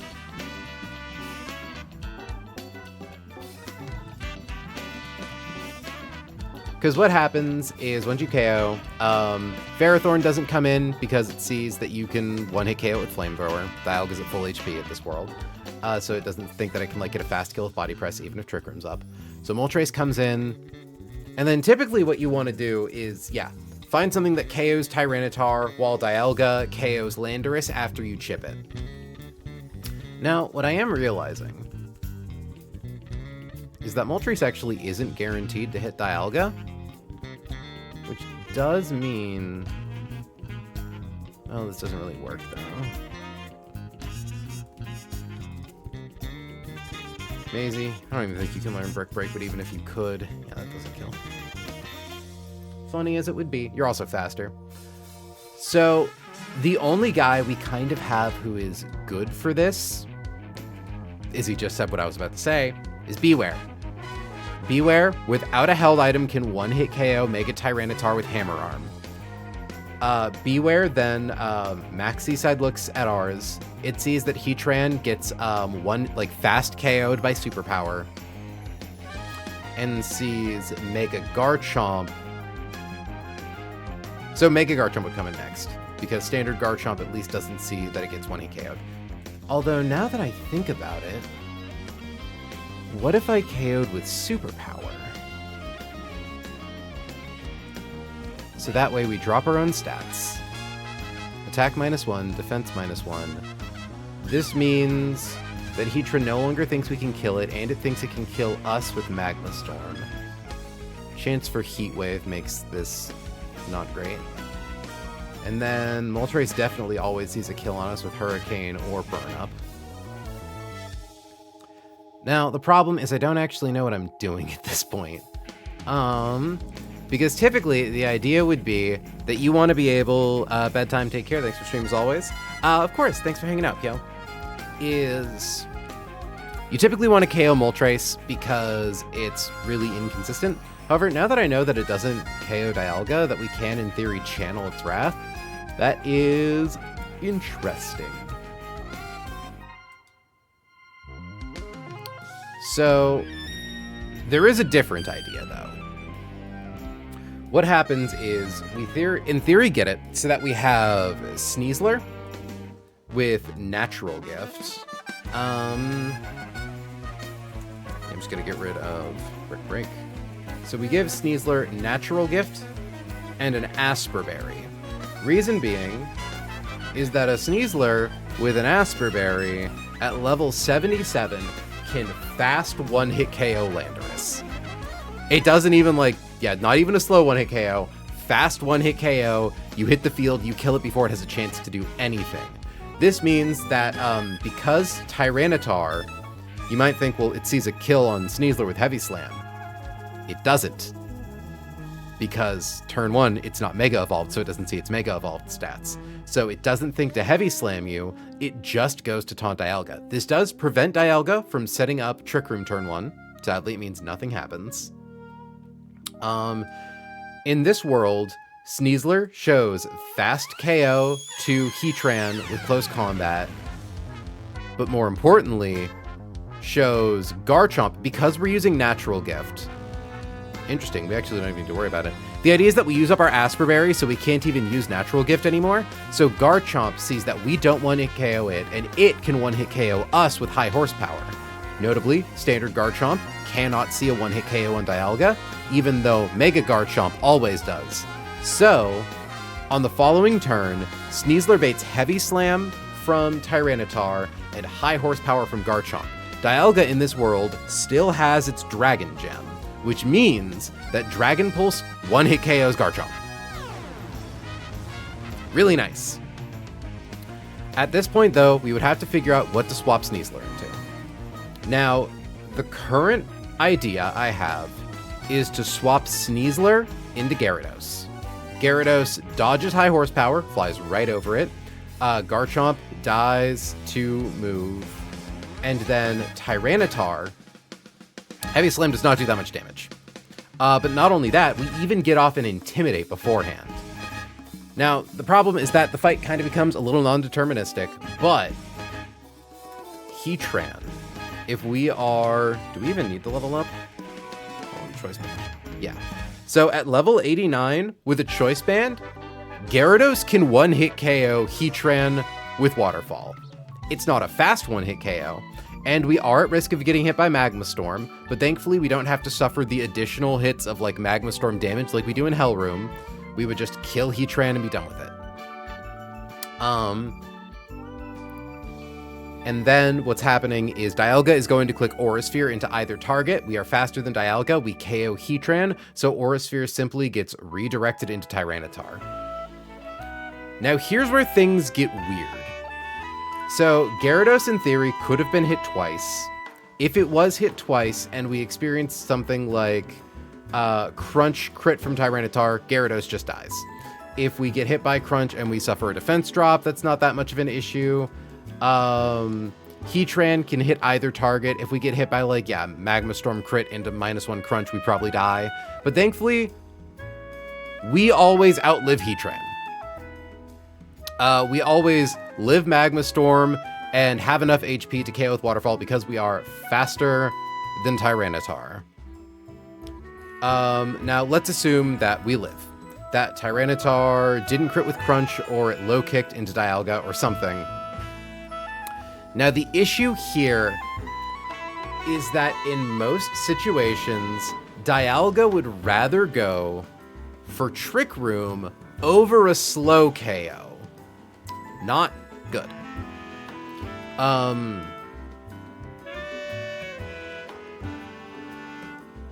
So the problem really is just that like there's so many permutations here. Even if we were to KO Heatran and bring it into a 2v1, like we have to calc for a lot of versions of the line, right? But generally the idea is that we would be able to fast KO Tyranitar with Gyarados, and then Dialga would inevitably set up Trick Room. We don't want it to set up Trick Room, but it would.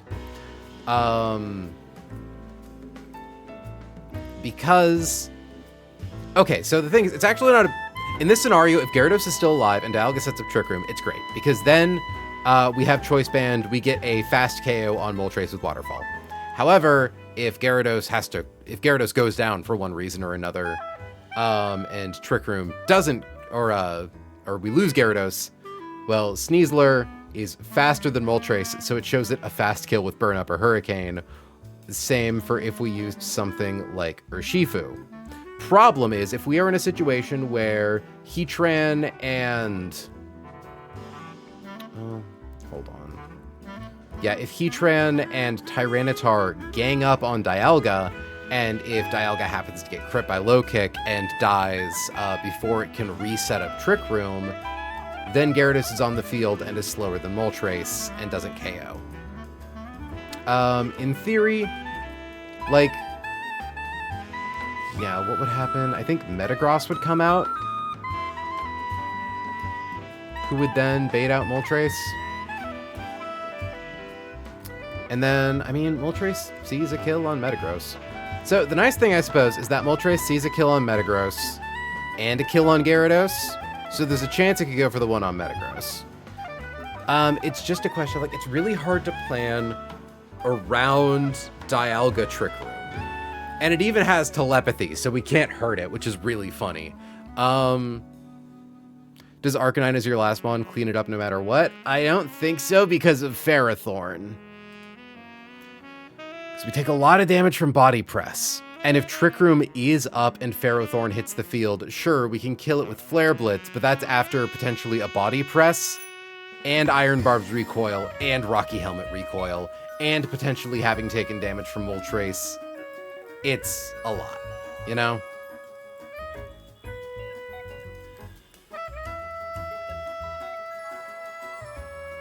And I'm just not sure, like, what gives us the best odds. And I had a thought, which is Gyarados speed control. Now, what I mean by Gyarados speed control, or it could be Ledian speed control, is teaching Gyarados Icy Wind and giving it the choice band, making it faster than Heatran, faster than Mega Tyranitar, and by using it, it just drops both of their speeds. We might not even need Choice Scarf necessarily, because we always at least live to drop their speeds. Reason being is if Tyranitar is slower than Dialga, Dialga doesn't set Trick Room. So we would set that up. Both of them would still be alive, but at this point, Gyarados is in fact faster than Heatran, though Gyarados could also be dead. You know? And it's like, Gyarados could kill Heatran with Waterfall, and it's like, okay, so let's assume they're slower than us. We could bring out Sneasler to close combat Heatran to death. That's an option for sure. We, of course, run the risk of getting killed by Tyranitar. Essentially, we would KO the one that Dialga didn't hit with Aura Sphere. Because, yeah, Dialga would hit one with Aura Sphere. And then... God, is there a chance? No, okay. I don't think there's a chance that Dialga, like, hits Tyranitar with Aura Sphere and then goes for a Dragon Pulse that doesn't kill. Yeah. So you can essentially force... Well, the nice thing is also, I think once Dialga hits one with Aura Sphere once, it sees the kill, so it just goes for it. Because it always does at least 50%.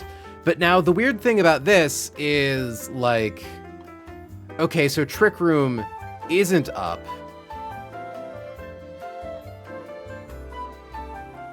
Because I think if Trick Room doesn't come up, right... Gyarados dies, or we swap to Urshifu? Because the idea with Urshifu is if it's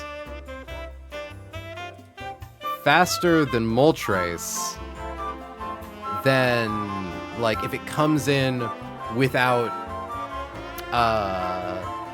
whatchamacallit up, Trick Room up, it can just get the fast kill.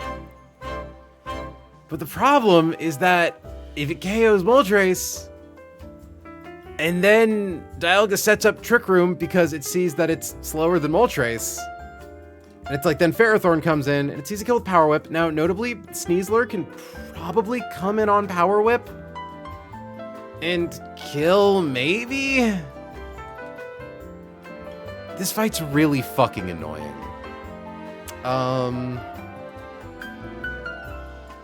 It's got so many maybes, it's insane. And we would have a little more control over it if we had access to the Iron Ball, but we don't. Now, again, there's also a version where Ledian comes in, sets up Tailwind, and dies. Nice thing about that is that it has a guaranteed sort of turn priority. Ledian sets up Tailwind. This would also require us to use Greninja instead of Sneasler to bait Low Kick on Tyranitar instead of Heavy Slam, because Heavy Slam makes us die. So we would live Low Kick, and we would essentially give Ledian the Choice Scarf, so that way it gets a +1 to its speed, making it just a little faster than Heatran. It sets up Tailwind, it then dies to Magma Storm, or it dies to Crunch, or it dies to Heavy Slam. It dies to something. And then whatever it doesn't die to goes into Dialga. The nice thing, though, is that once it sets up Tailwind, Dialga's Aura Sphere does still go off, and once its taunt ends, the game does still see that we are faster. Now, in this case, one of them would have taken an Aura Sphere, the other one wouldn't have.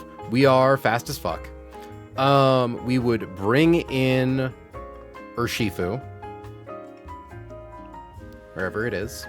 Because of Tailwind, Dialga is faster than Moltres, so it's not going to get it. It's not going to try to set up anything funky. The issue that this has is that Urshifu needs Life Orb in order to one-hit KO Moltres, and Moltres does have Flame Body. Because essentially what would happen is... So there is maybe one thing to worry about, which is Dialga crit killing Tyranitar with Aura Sphere on accident, which could just happen. And that would bring in Moltres early. And then it's like, okay, Urshifu does still at least get the fast kill on Moltres. And it takes some damage from Heatran, but not that much. And theoretically, we could swap Urshifu into Sneasler once Ferrothorn hits the field. Assuming we don't, like, you know, assuming a KO is threatened into us. But ideally, what should happen is that we snag double KO, where I KO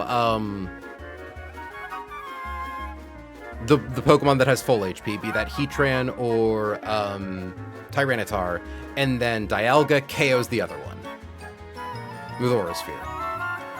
And then in comes Moltres, and I suppose in this line, because the issue with Flame Body, right, is that if we get burned, we definitely can't do anything to Ferrothorn. And it's like, it kind of becomes, I'm not going to say it becomes a toss-up with Sneasler, but like, we do still have to hit it with close combat. And we'll be taking, like, 2 turns of Sandstorm for turn 1 in this turn, and losing a quarter of our max HP, and taking Power Whip. But theoretically, as long as it's just Sneasler and Dialga on the field, yeah, I think I can just let Dialga get it with Flamethrower, right? Like, I could just click Natural Gift and do nothing. Oop. I think the Ledian sack line is the most consistent. I think it creates, is this a different calc than the normal one? Define the normal one. Also, hi, Ninix or Ninelix? Nainlix? I'm trying my best. Close enough. I mean, if you want to give me a pronunciation guide, I would not complain.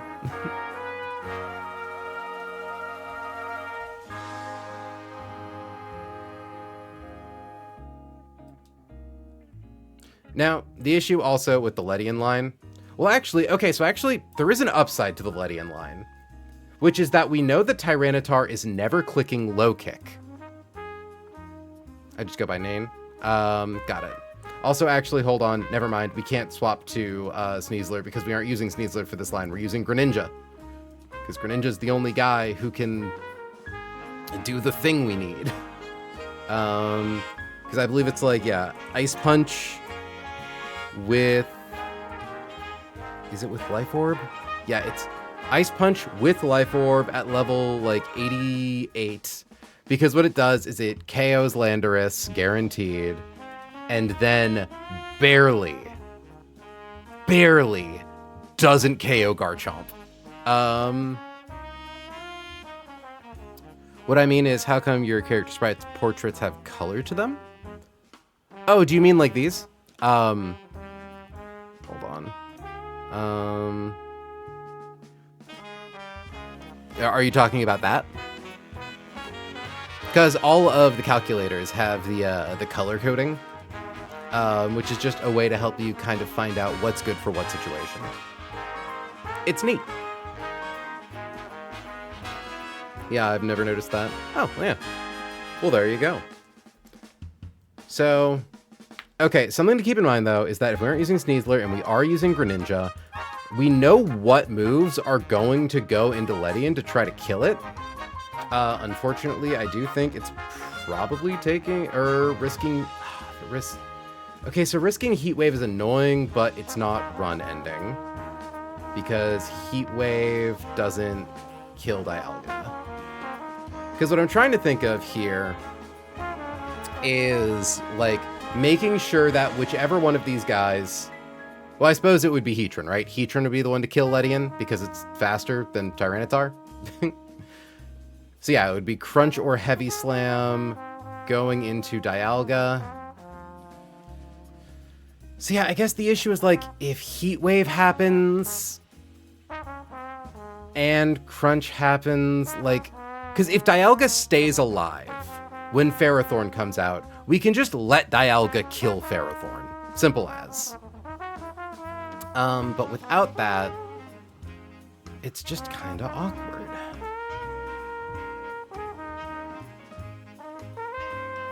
Now, the nice thing is that thanks to Tailwind, we actually have more options than just Urshifu and Sneasler for getting these, like, finishing KOs. Lucario kills with close combat.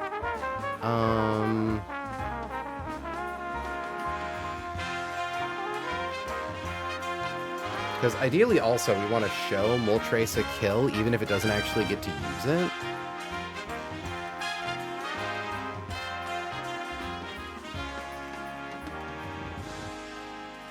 Just so that way,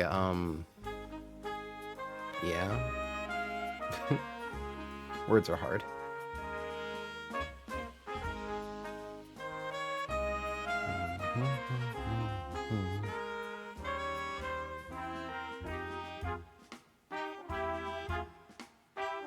Now that I think about it, yeah, no, because they both have full HP.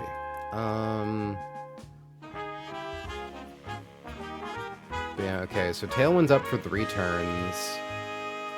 Turn number 1 is scooping up Heatran and Tyranitar.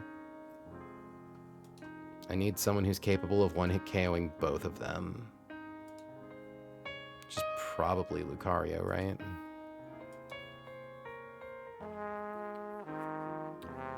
Then out comes Moltres for burn up. I don't suppose, yeah, Greninja dies to that after the Life Orb chip it took earlier. So probably not you. Unless, because the question, right, is, okay, if we show Moltres a kill,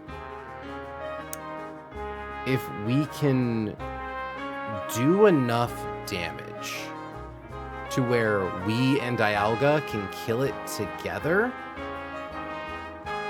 then we're kind of chilling.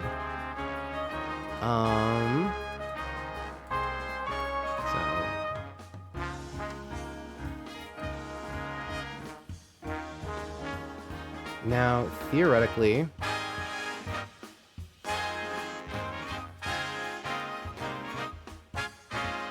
yeah, Slam, because we could give Beware Rock Tomb. Rock Tomb to 72%. Hold on. Yeah, that's right. We need Rock Gem. Or Choice Band, but we don't get access to a choice item in this. Because, yeah, I think Beware can KO Mega Tyranitar with Hammer Arm, and it can KO if we give it, like, a Black Belt, right? Like,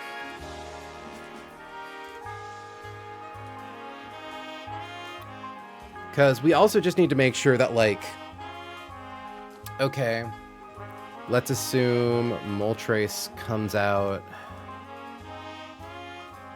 Because I'm just trying to think about, like, is there a world where Dialga dies early? Like, it could take a Heat Wave. Because we're swapping in on Low Kick.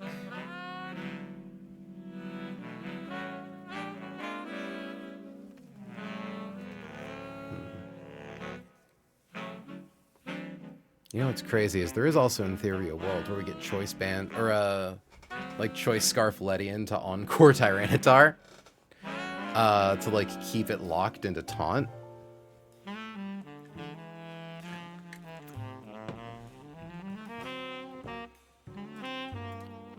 It would kill us afterwards, but like we would have to swap into Letty and it would be an awful, horribly inefficient line. But yeah, like, okay, so we KO Tyranitar, and in this world, we don't need a damage boosting item necessarily. Because our issue would then be making sure that we get, well, no, yeah, Mega Steelix does not outspeed Moltres.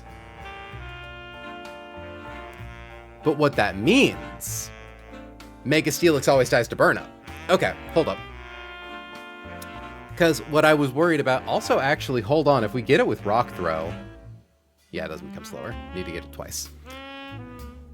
Because what I was trying to think is like, okay, if Dialga dies and Steelix hits the field, because I think it would go for Steelix instead of Metagross, because... No, I think it's a fast out damage. Okay, it'd probably still be Metagross then, because Metagross is at least faster than it.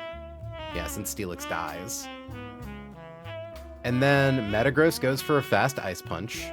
We go for a fast Rock Tomb. Or similarly, Dialga goes for a fast Dragon Pulse. I think Tailwind into Beware does it. It does require us to sack the hero Marps. The hero of Tate and Liza's split. We lose access to our only Encore user, our only... Okay, well, not our only Tailwind user, but one of our best Tailwind users. But boy, would it be a hero's death. Because then at this point, it's just Ferrothorn versus Dialga and Ledian. It's not faster than us. Dialga kills with Flamethrower. Beware can literally just, like, yeah, click Superpower and murder it. Honestly, in this world, we could give Beware, like, leftovers to negate Sandstorm Chip. Because as long as... Yeah, Moltres sees a kill on Beware with multiple moves, so it's not going to go for anything. But the nice thing is that if Metagross is on the field, we both outspeed and we tag team kill it. And if Steelix is on the field, it sees a fast kill on Steelix versus a slow kill on Beware, so it goes for the fast kill. I suppose the thing we would need to take account of at this point is how many turns of Tailwind are left. Because we get the first one setting it up, we come in, we get the double kill to bring out Moltres, assuming it uses... We do at least hit it with Rock Tomb before it uses Burn Up. Yeah, so we're fine. Because then that'd be turn 2, and then turn 3 is the turn where Tailwind wears off. And we're even hitting it with, like, Rock Tomb, so I don't think it's slower than us after 1, but... Yeah. It's slower than Dialga. Annoyingly, I think Dialga would try to set up Trick Room. No, because Dialga sees Fast Kill. If Dialga sees Fast Kill, it doesn't go for Trick Room. I think. Yeah, it's +3. So it's like 9 + 3, I think. Or what's fast? No, it's +6. Yeah, so minimum 12.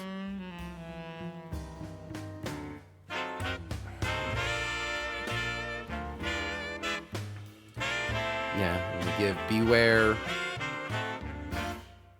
an item to heal off the weather damage.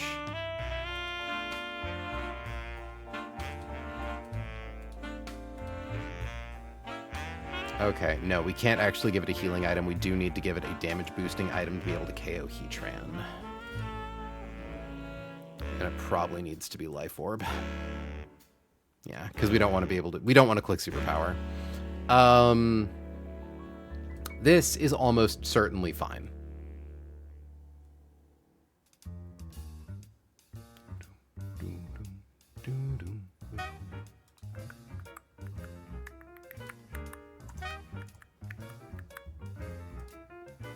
Export, import.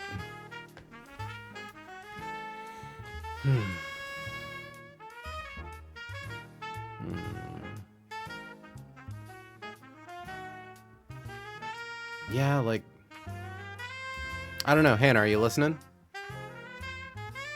I know you're playing Slay the Spire Double, so even if you are listening right now, it's probably a bit too difficult for you to respond.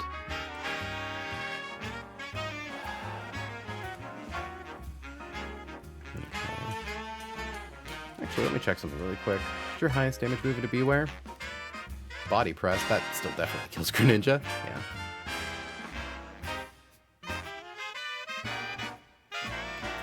Ooh, hold on. Realized a flaw. We're getting kills with Hammer Arm. That normally isn't an issue if you're in Trick Room, but if you're in Tailwind, we're suddenly slower than Moltres. Okay, glad I caught that.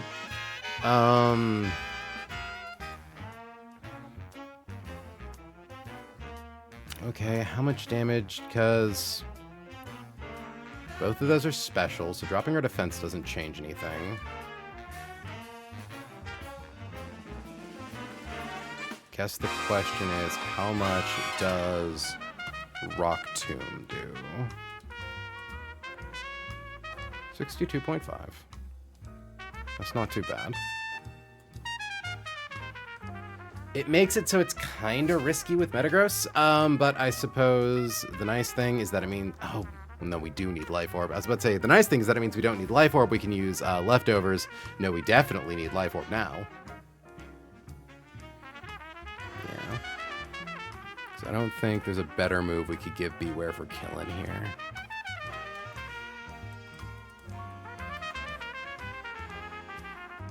Yeah, like we can teach it Brick Break, but what's that gonna do?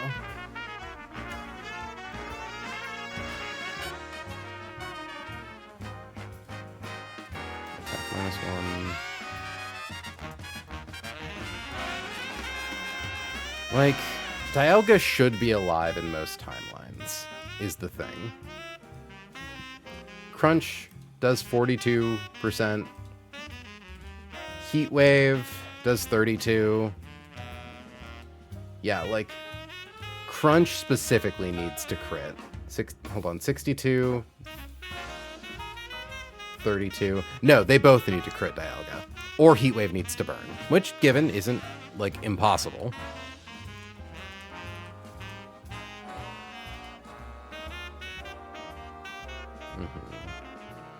Because, like, if we can guarantee that Dialga stays alive, then we might be able to give Beware Leftovers. No, we still need at least Black Belt. Rock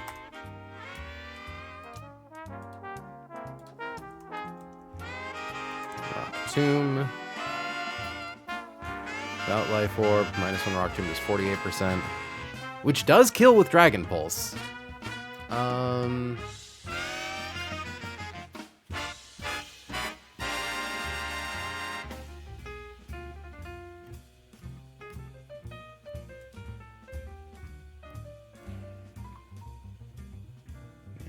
The nice thing about Rock Tomb also is it gives us a move to use on Ferrothorn while we wait for Dialga to kill. That doesn't require us to make contact.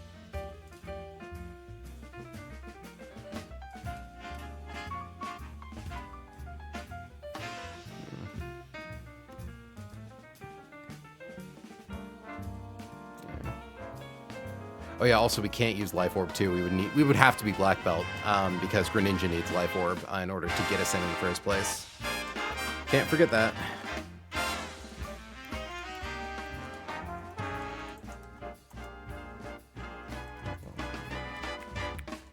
Scarf.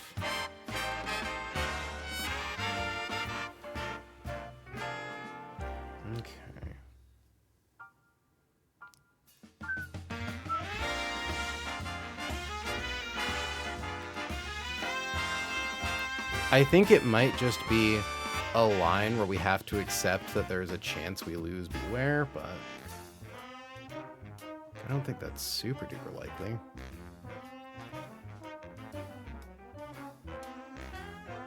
Because yeah, okay. If we use Superpower, and we instead have Black Belt,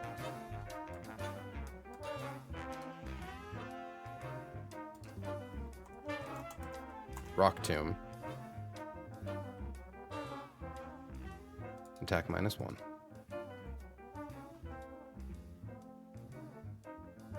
Because we always only ever have to use one superpower. Because on the turn we swap to Letty and Dialga gets off one Aura Sphere to put one of them at half health. Beware hits the field, KOs the other one with superpower. I don't think there's ever a situation where Dialga can hit one and then hit the other with Aura Sphere, because by virtue of hitting one, it knocks it into a range to show it a kill with another Aura Sphere. So, Moltres hits the field,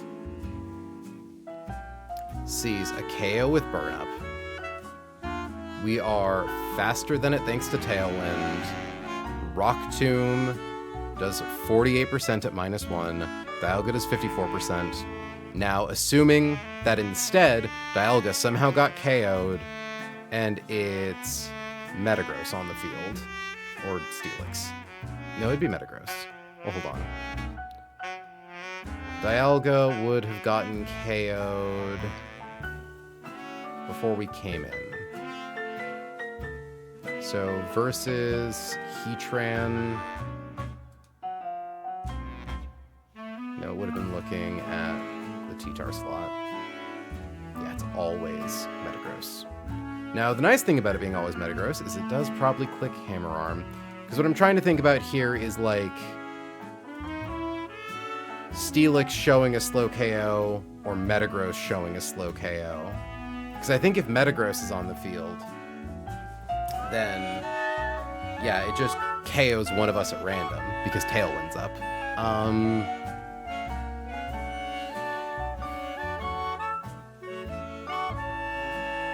Because, like, 34%, yeah.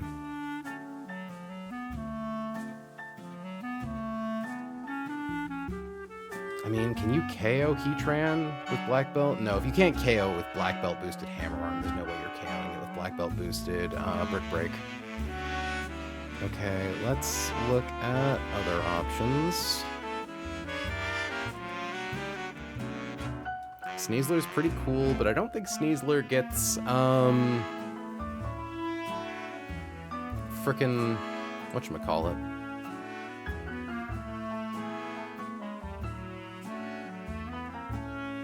Frickin' whatchamacallit, you know? Rock Tomb. It's like one of the few really good tools that it doesn't get. Yeah. Natural Gift, are you Contact Move? You're not. So, it is worth noting, though. Sneasler, at a high enough level, one-hit KOs Heatran, definitely one-hit KOs Tyranitar. Moltres hits the field. I think we might be able to, like, kill Moltres with,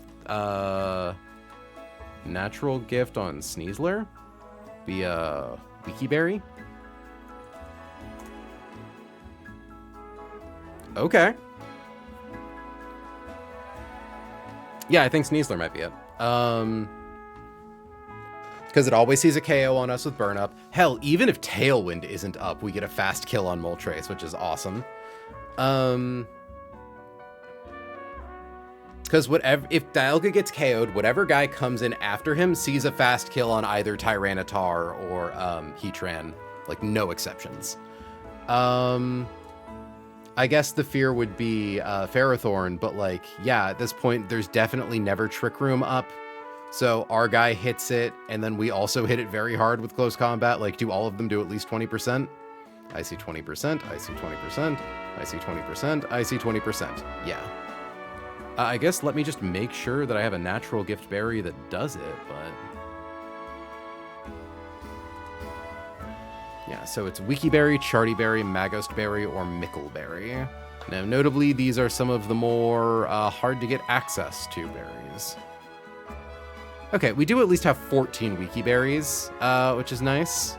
So that's probably our best tool for it, because I think a Charty Berry is like one of the damage-reducing berries. Yep, halves damage taken from a super effective rock-type attack. Magost Berry. I think that's just a Pokeblock, but... Cannot be eaten by the holder. No effect when eaten by Buck. Pluck. Like, do we? Roap, Jaboka, Mickles, Starf, Lansat, Blue, Durham, Botmel, Corn, Hondu, Koala, Kempsey, Pomeg. Okay, I don't think we have a Magost. I wonder, do these actually have... What happens if we give you a Mickle?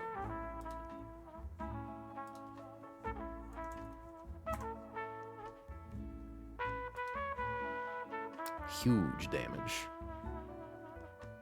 Yeah. I don't think we ever end up in the hell situation where we're in Trick Room with Ferrothorn, and even if we are, I don't think it's a problem. It just costs us Ledian. But all things considered, We are past the point in the game where Ledian is, like, the most useful. It just makes me really sad to lose Marps the God Slayer.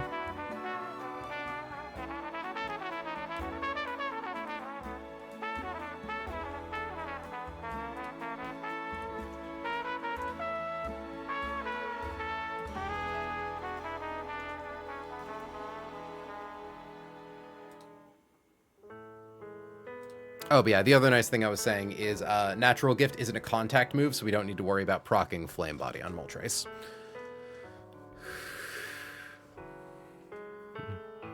I should also get rid of all this.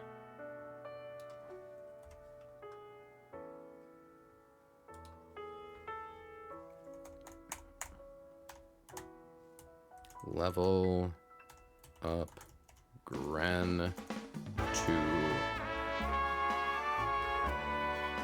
What's the level? 88?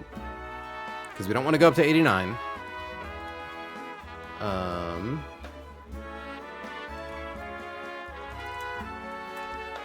Dude, honestly, having plus attack nature on Greninja continues to pay off. I thought that it would be really huge for, like, Night Slash. No, it's been huge for Ice Punch. Genuinely super cool tech. Yeah.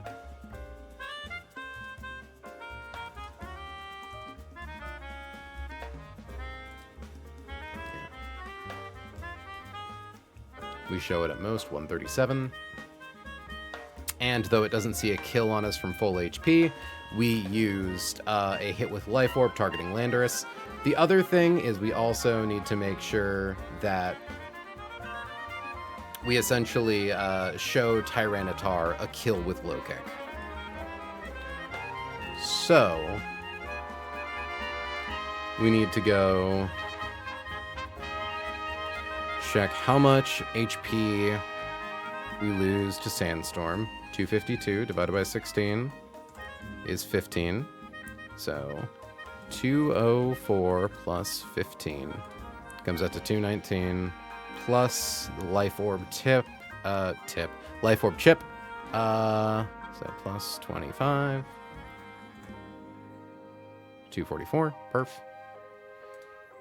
Because the goal is to essentially not show standard Tyranitar a kill with Low Kick.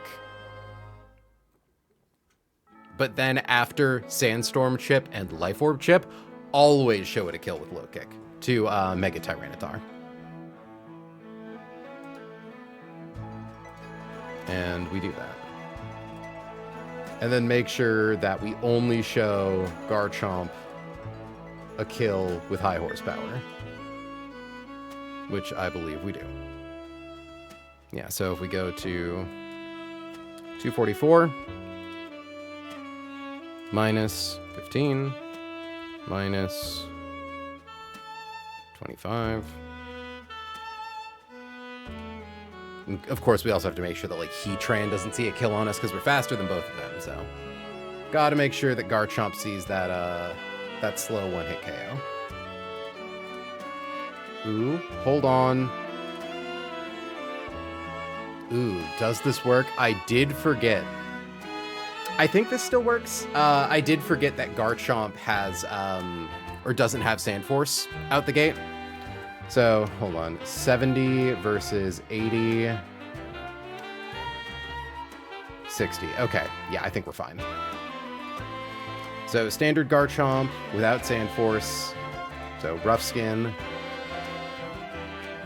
So, hold on. 178 plus...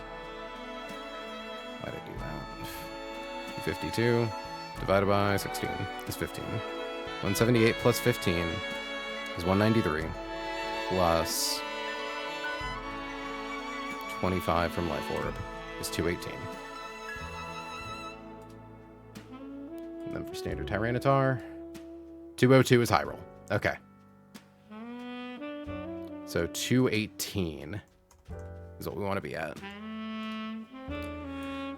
Pre-damage Gren to 218 HP.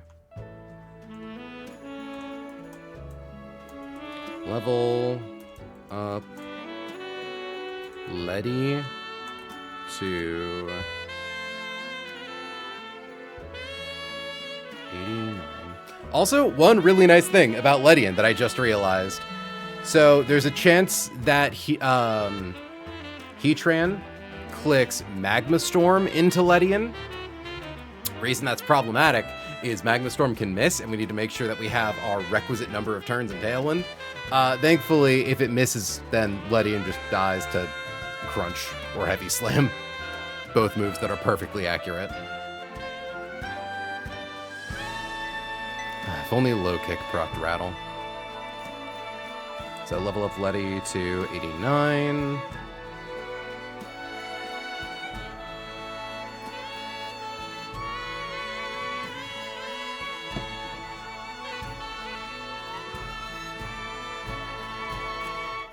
Teach, Snee, N, Gift,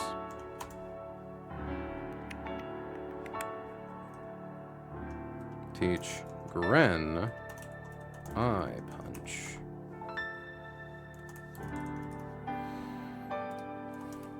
Level up Snee to... I don't think there's any reason to not go to max level, but like Natural Gift, Wiki Berry. I think it was 87 is required. Yeah. Definitely KO with close combat. Don't KO with close combat. Okay, we have to go up to 88.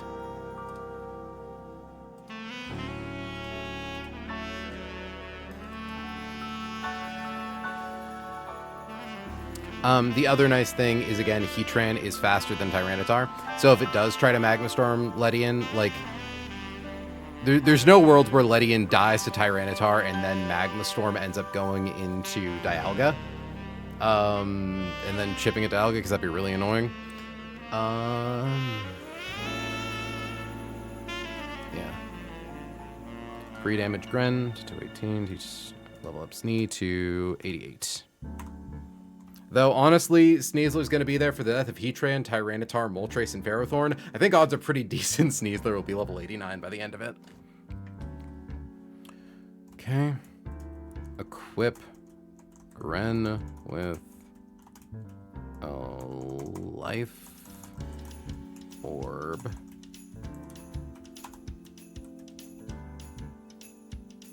Equip Letty with Choice Scarf.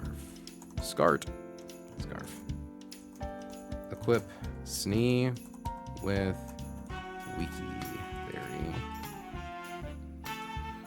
So they open with Landorus and Tyranitar. Landorus slot is looking at us. The Tyranitar slot is looking at Steven for determining switch in. So we open with...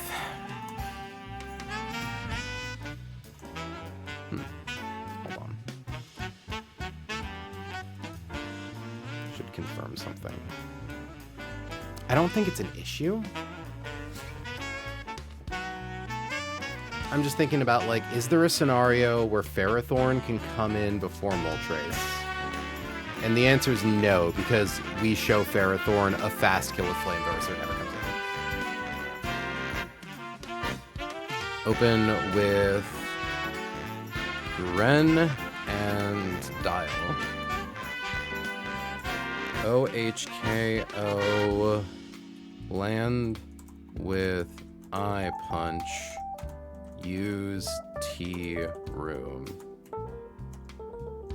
Dial Taunt 3 of 3. Swap to Gark and Tyra. Hi, Sour. Yeah, no, it's... I think we've got it. I'm scared. I'm worried that I don't have it, but I think I've got it. Swap to Gark and Tyra. Swap to Letty.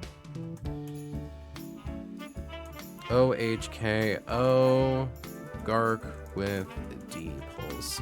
We are going for a no Trick Room version of the line.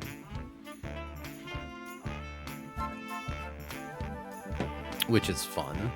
But it's also a no trick room version of the line where like Dialga lives turn 1, which is extra fun. I could also explore a version of the line where I see if I can get someone who can just kill down the Tyranitar side of the field. Because I think Steelix, like Landorus can just kill Dialga and Metagross and Steelix. So we could just let it do that. But then we probably don't have a good answer to Garchomp. Yeah, probably not.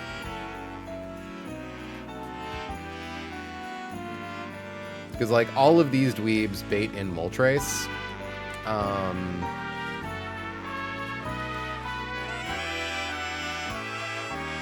Which is cool. So it's like, yeah, we KO with CC, we KO with, like, Leaky Berry. But then, like, what do we do about fucking Ferrothorn, right? Also, in this world, Sneasler isn't able to have the damage-boosting item required to make a Life Orb be able to kill Landorus. Like, Ice Punch does damage. It is actually kind of insane. The fact that Sneasler can almost one-hit KO Landorus with Ice Punch is fucking absurd.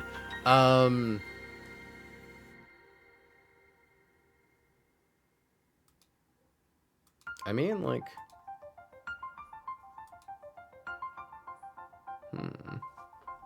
Well, hold on now. Because, yeah, what happens? We kill Tyranitar, we kill Moltres, but then it's Ferrothorn and Lando, and, like, Mega Steelix.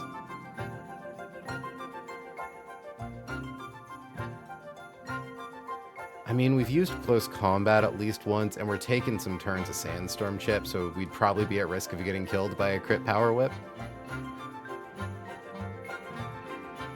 Be really funny, though. No, this is the smarter, safer line. Swap to Sleddy, OHKO, Gark with Dragon Pulse. Dial, Taunt, 2 of 3. Swap to Heat and Tyra.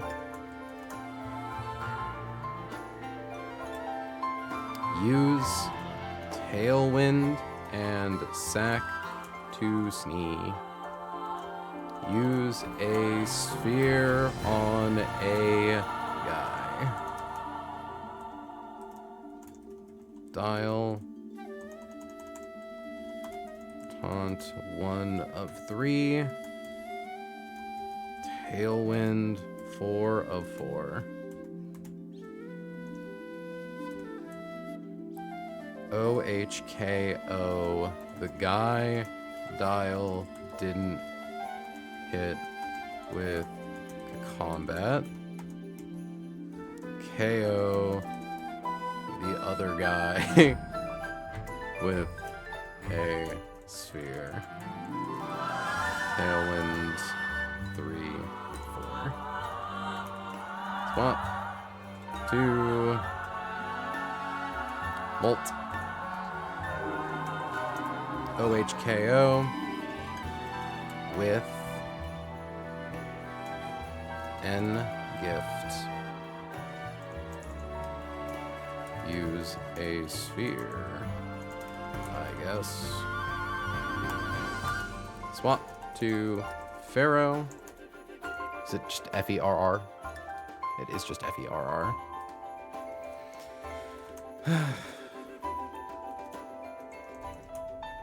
Use good combat if safe.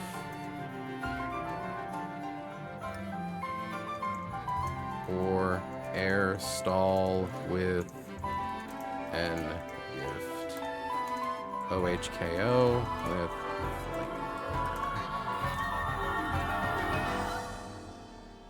like that does it, right? Because I guess the one thing we would need to worry about that I haven't accounted for yet. Ledian sets up Tailwind. Dialga goes before it. Suppose Magma Storm misses Ledian, Dialga crits Tyranitar, kills it with Aura Sphere. That world's fine. Because then Ledian just dies to fucking Moltres.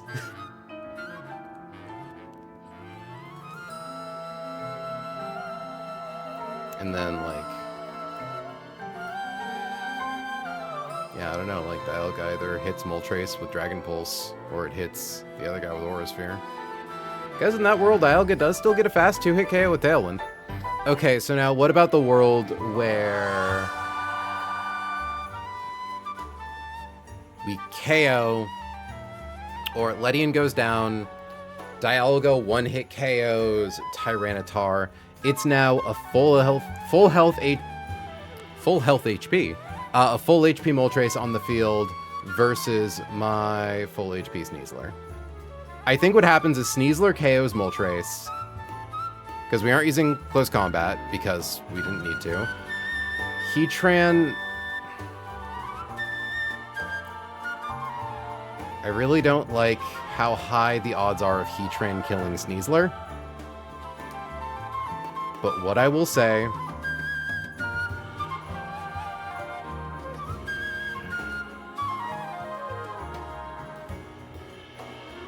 How much damage did you do?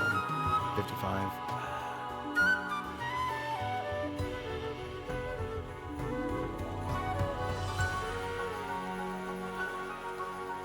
Yeah, okay.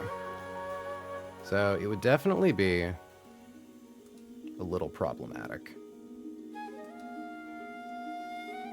We're basically risking like 1 in 16 and 2 coin flips, right? How many ranges kill?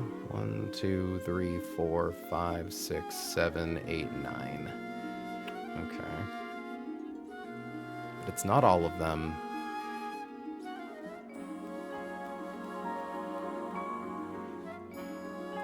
So what's 9 divided by 16?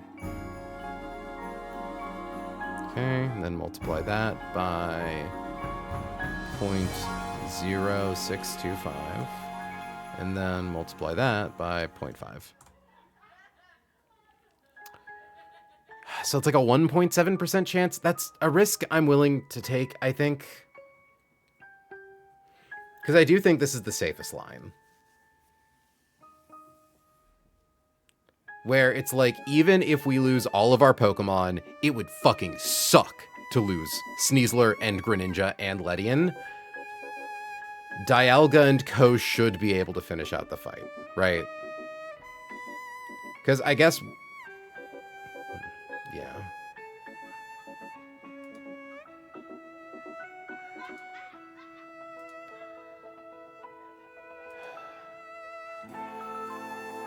Because I guess the thing I'm worried about is Dialga Dragon Pulsing Moltres. Because then a Dragon Pulse redirected into Heatran does not do a lot of damage. And then it's Greninja and Dialga on the field, and it's like, I don't think we have the capacity to one-hit KO Heatran. Ooh, actually, I do think that could be a lose state. Where, like... yeah, Mega Steelix doesn't lift that. Because, okay, it would be... gets KO'd. So this would be the second turn of Tailwind is Sneasler and Dialga versus Moltres and Heatran. We kill Moltres, and then something bad happens and we lose Sneasler. In comes Greninja. Okay, no, I think this is fine. Because Dialga KOs... setting up Tailwind, killing Moltres, and then Sneasler dies. This is the third turn. Yeah, so assuming Dialga then kills Ferrothorn with Flamethrower, and then we have the final turn where Dialga should be able to finish off Heatran with Aura Sphere, assuming I click Dark Pulse into it, yeah.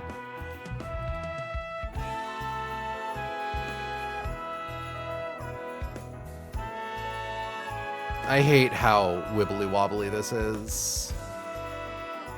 It should be fine. I think our numbers are really good. But I'm scared. And why do we have so many people in here? We have enough people in here to where I feel like I should just rip it.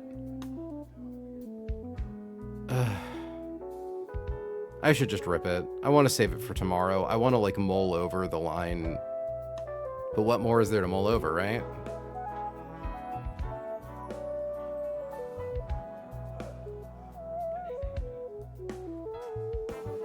People are having a good time outside.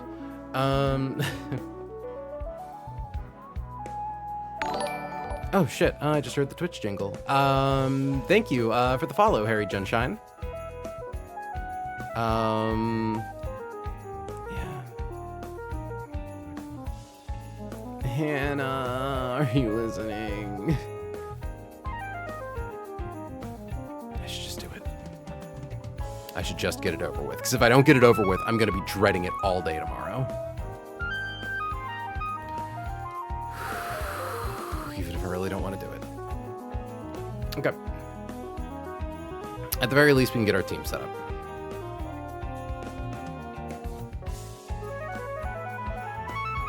Okay.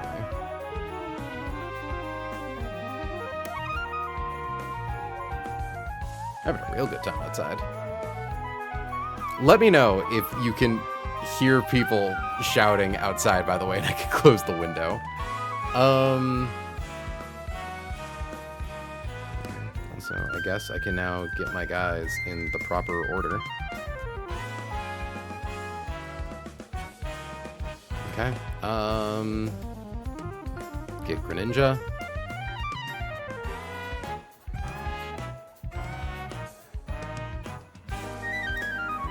Oh, Marps. Oh, dear sweet Marps.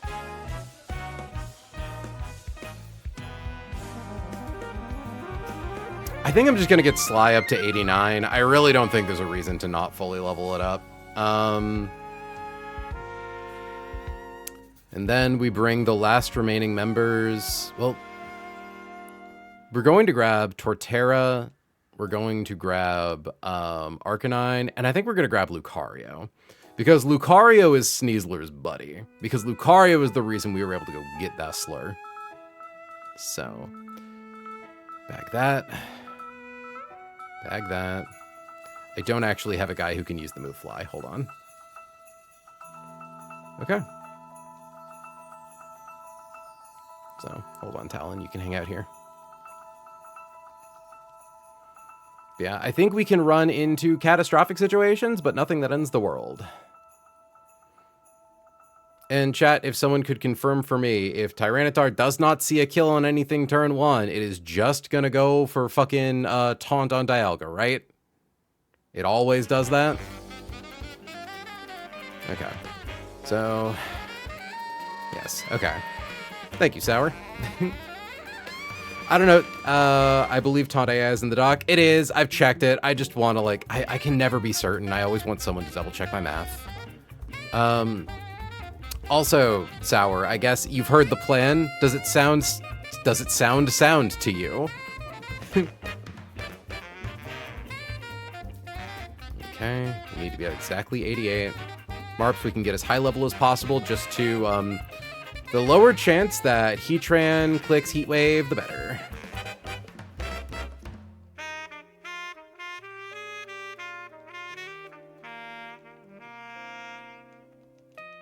I was mostly tapped out until you asked a question, I'll be real. I mean, I can run over it one more time, but... No, it's fine. Knock off, Icy Wind. I guess we'll get rid of Poison Jab, because we aren't using it anywhere in this fight, and it's the free tutor.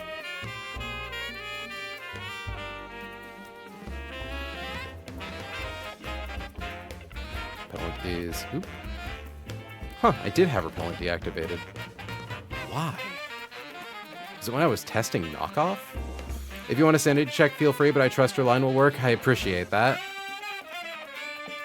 I would like the sanity check. I'll like say your name when I've gotten all of my prep done. For you to come in for the double check. Berries are nature's guns.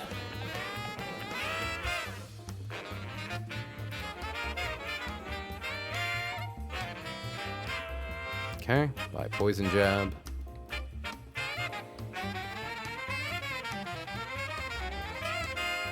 And now you know how to free someone with an Asperberry.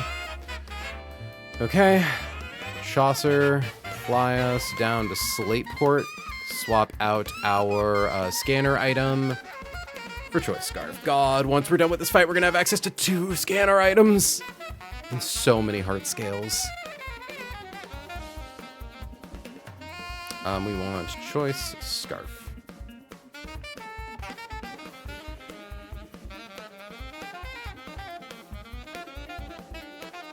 Okay.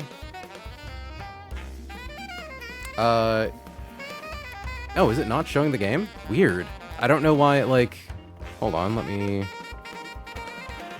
capture MGBA. There we go. Huh. Weird. I guess I minimized the window and it didn't make it big again? Wait. Hold on. How long...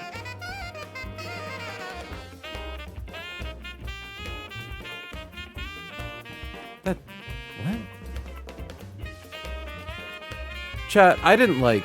No, there's no way I streamed to nobody earlier. I feel like something got messed up with my, like, setup. Which is fine for right now. Fuck it. I'll worry about it later. Ugh. My mental sure is. It's cool. Ledian value is crazy. I'm so sad that that this line does require sacking Ledian. Says you've been live for 2 hours and 53 minutes. That is correct. No, I mean, like, I was worried that during the earlier fights, like during Gauntlet and stuff, that, like, you actually couldn't see the game window, but no, someone would have mentioned that at some point. All right, Chaucer flies to Mauville.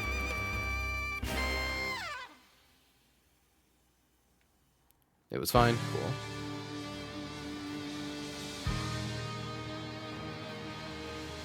Ice Punch. Soul's favorite piece of tech.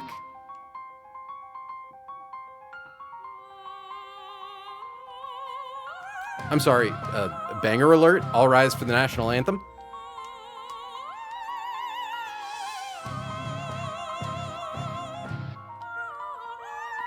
Okay. Chaucer flies back.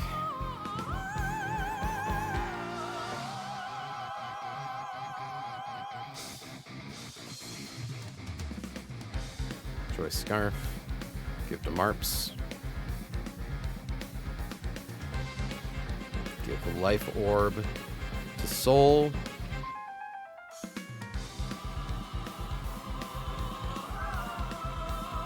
Out of curiosity, what stat does a Wikiberry confuse you on?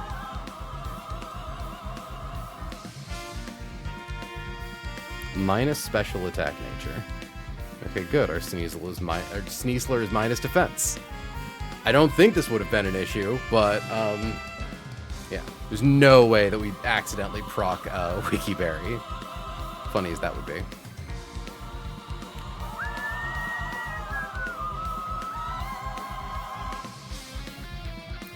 Okay. So, level 89 Sneasler. Just for the extra bit of insurance, since Sneasler takes a lot of damage from Heatran, actually. Okay. So, final review. Sour, let me know what you think. If you are paying attention. Words are hard. So, it's Landorus versus me, Tyranitar versus Steven.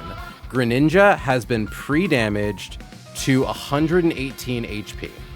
Reason being is that while at 118 HP, low kick on regular Tyranitar, we should not be level 86, we should be level 88. Hold on. Life Orb, Ice Punch, yeah. So, standard Tyranitar sees the highest roll on low kick against Greninja is 202. So we are at 218. Yeah.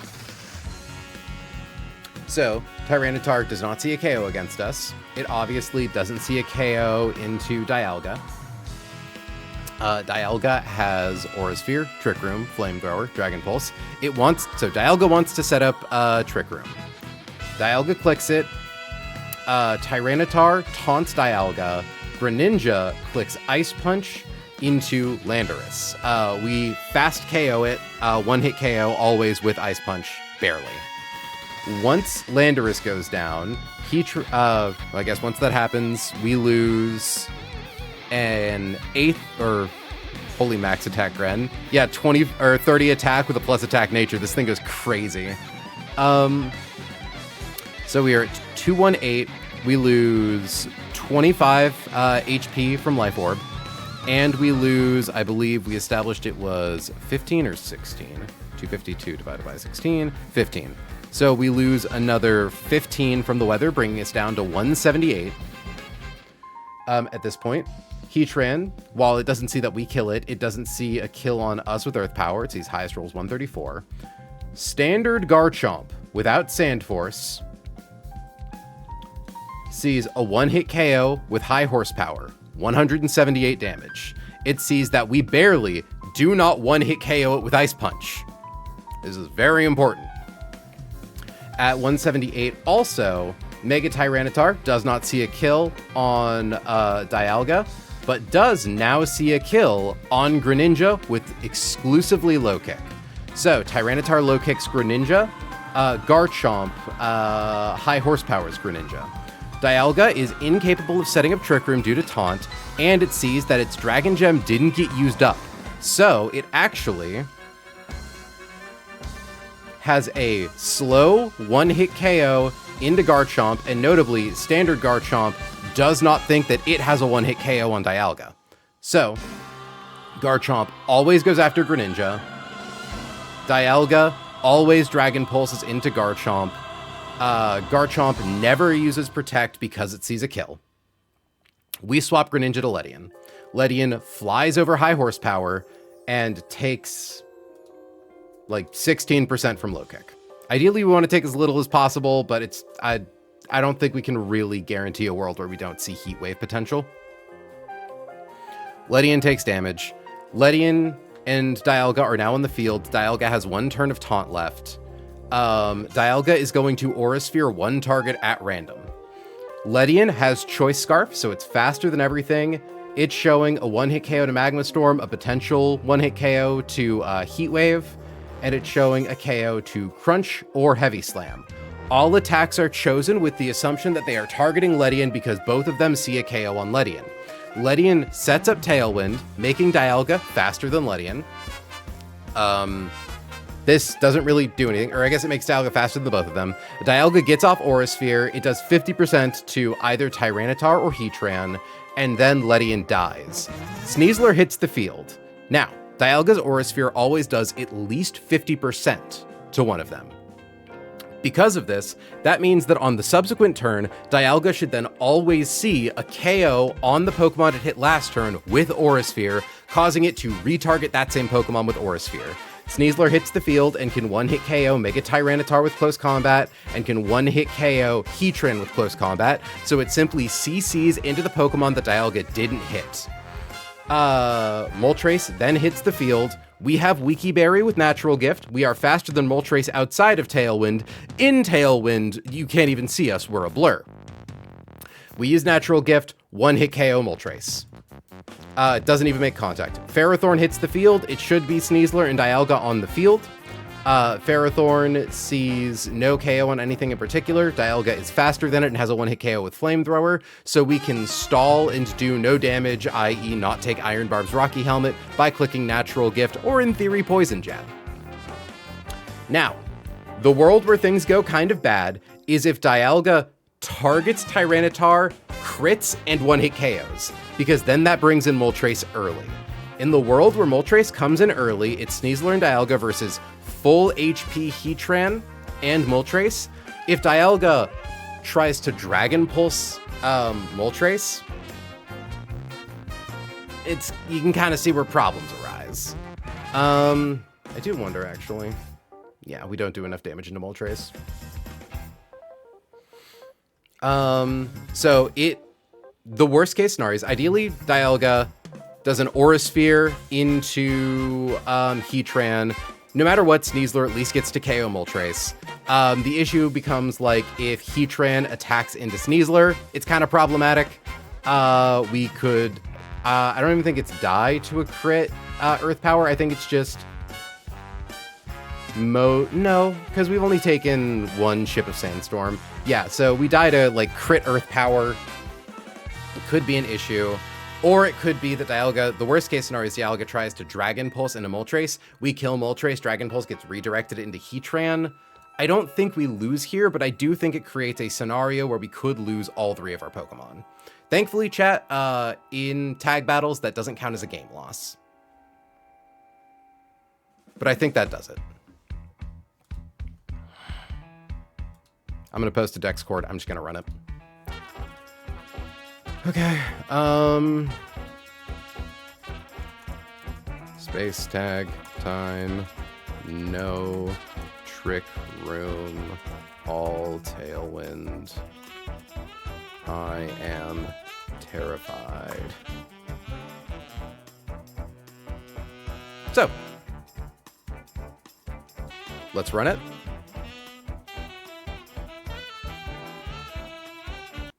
I think there's a world where Heatran Heatwave kills Ledian and then T-Tar Crunch kills Diagonal. Dialga, not sure how bad that is. No, Dialga shouldn't die from Crit Crunch, I don't believe. Yeah. Crit Crunch only does 62% to Dialga. And Dialga hasn't taken a hit prior to this.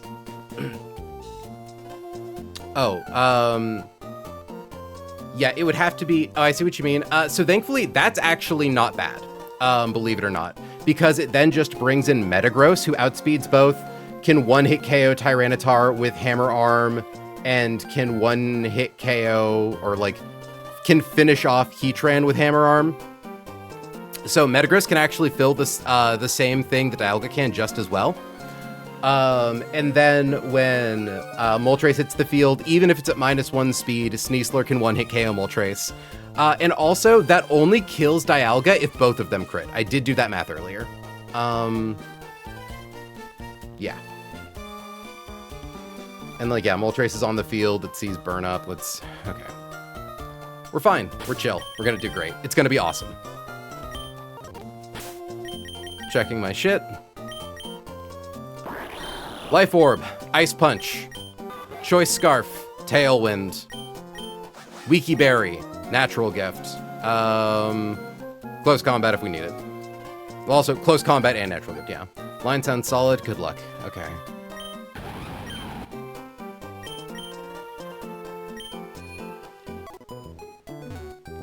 I'm getting Lucario in my party as a good luck charm.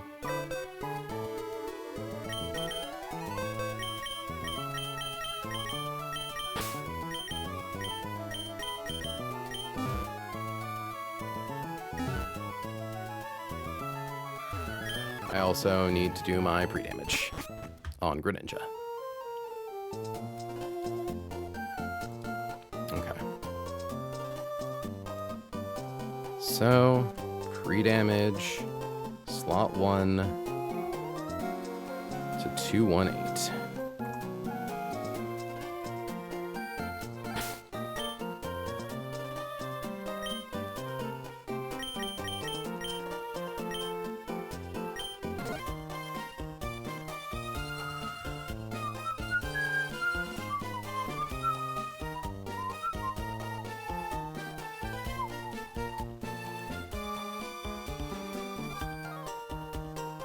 White Rock for luck. Jirachi, please. Hold on.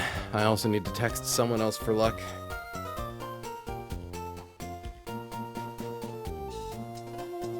If ever.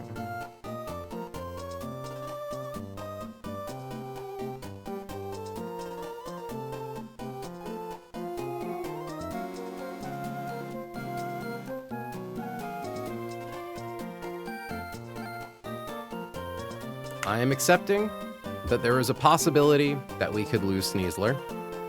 I am accepting that there is a possibility that we could lose Greninja. I am accepting that there is a possibility that we could wipe. But it's not gonna happen.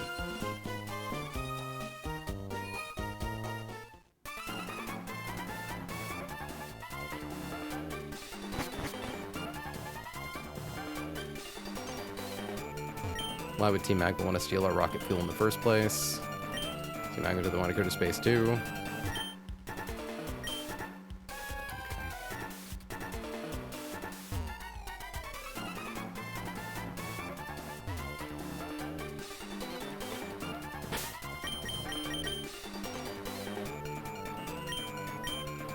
Okay. 218 HP. Life Orb, Ice Punch, Tailwind, Choice Scarf. Level 89. Wiki Berry, Natural Gift, Close Combat. We're gonna pull this off. We're gonna get a bunch of hard skills for our trouble.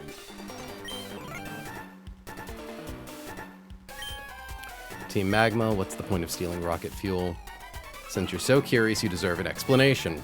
We're going to jettison the entire load into Mount Chimney. I told you he's a chaser. With Groudon gone, we have no need for that slag heap of a mountain. So we'll use the fuel's power to make the volcano erupt. It will be savage.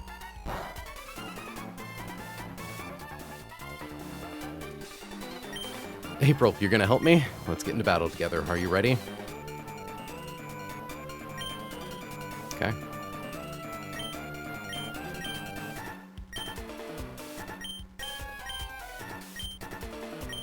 We've got this, chat.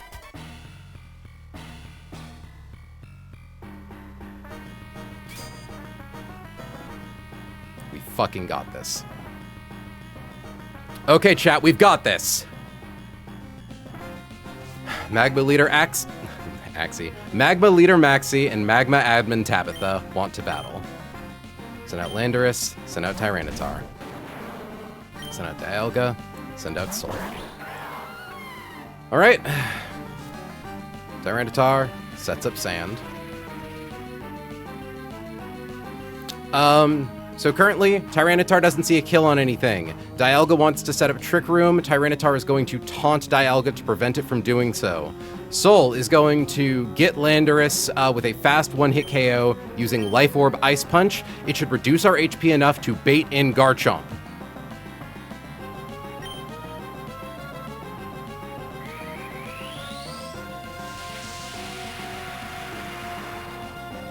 Please work how I think you work.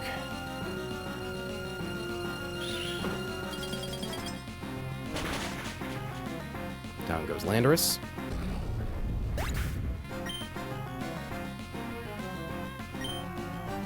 Taunt. Dialga fell for the taunt. Dialga can't use Trick Room after taunt. Please be Garchomp.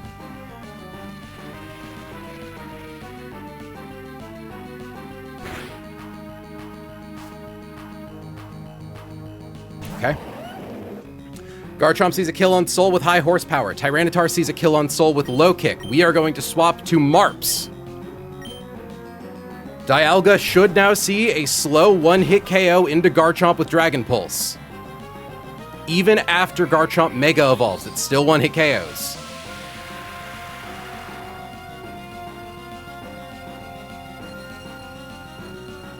Doesn't affect Marps. Okay, no crit. Dragon Pulse. Give him the D, Dialga.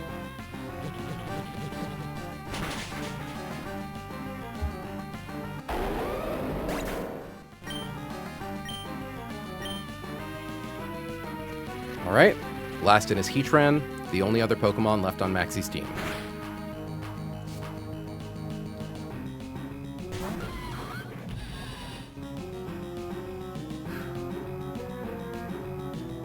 We have 164 HP. Does that show a kill to Heatwave? It shows a kill to most Heatwave rolls. So there's a pretty high chance Heatran clicks Heatwave. Thankfully, Dialga is using Aura Sphere, so that's not necessarily a problem. In case it gets burned. Marps, you were probably the first time in this run where I was truly disappointed by an encounter. and I didn't understand how good I had it. You first really fucking showed your colors during the Moxie Boom fight. You came in strong, KOing Melmetal. So much of Tate and Liza Gym was only possible thanks to your bullshit. I'm really glad we caught you. And we're gonna carry it to the end for you, buddy. Tailwind. 4 turns of Tailwind. This makes Dialga fast as fuck. We want to see no crit Aurasphere into T-Tar. Hit Heatran. Okay. Okay. Air Balloon popped. Heatran used Magma Storm. Nice! Best move that could have clicked. Okay. Heavy Slam into Dialga. Fucking boo-hoo. I think that's it. I think that turn determined that we win. Now we send out Sly. So, now normally Dialga doesn't like to take kills over setting up Trick Room, but thanks to Tailwind, Dialga's faster than both of these guys. He now sees an Aurasphere kill on Heatran with all rolls, thanks to that first hit. So, Sly is going to get the fast kill with close combat on Tyranitar. Dialga is going to finish off Heatran with Aurasphere.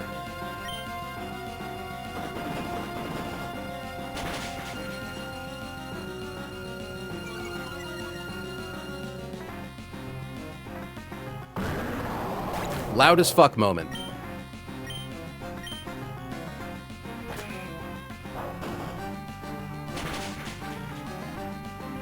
Down goes Heatran. I think it should be Moltres. It should be Moltres, but even if it's not, I don't think it matters. Out comes Moltres. We're fast as fuck. We have Natural Gift. It makes it, Wiki Berry makes it a rock-type move. This always one-hit KOs Moltres without making contact. Whatever Dialga does, it doesn't matter. Down goes Moltres. Dialga one-hit KOs Ferrothorn with Flamethrower.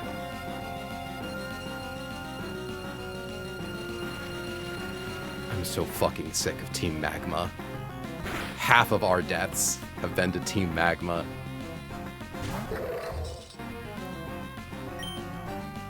But we're going to fucking Dive Sim, baby.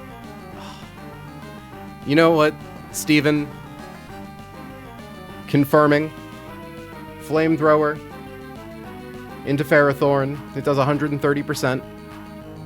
Steven, I'm gonna give you the glory.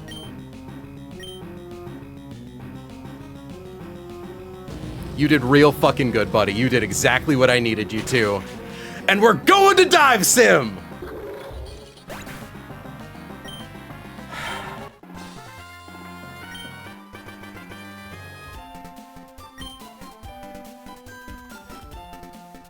Oh my god. I'm done. Well, I'm not done. There's still so much more, but we get tools again. We get resources. Oh.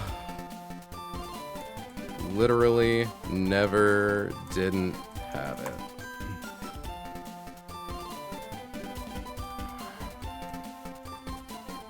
Farewell, Team Magma. All I wanted was just to expand the landmass. I'm with boss. But yeah, chat, for those of you who don't know the lore, I have established that, at least according to their Oraz designs, Maxie's a Chaser, Tabitha's a Discord mod, and Courtney's the T-Girl Discord Kitten. We failed to make the volcano erupt, we failed to control Groudon. After we had awoken it, is our goal to expand the land misguided. If we, Team Magma, are wrong, then might Team Aqua's goal to expand the sea also be equally misguided? Cope! Yes. Alright, we will give up on the fuel. There appear to be more important matters that I must examine. That was too tense, April. Thank you. I have something to give you as a thanks for your support. Please come see me at home after this. Oh yes, I don't live in Rustboro City. I live right here on this island.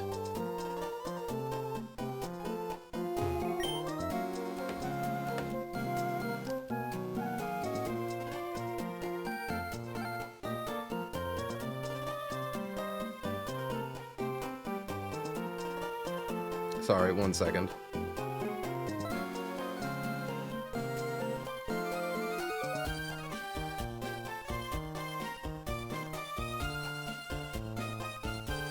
Sorry, 1 second.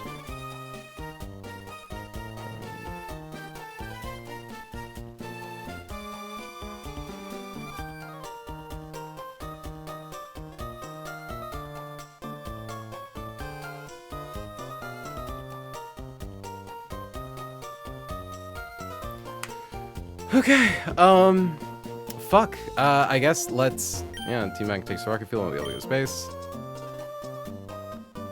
I was really scared of space tag. Chat, can we give it up for the real motherfucker? The realest motherfucker there'd ever been?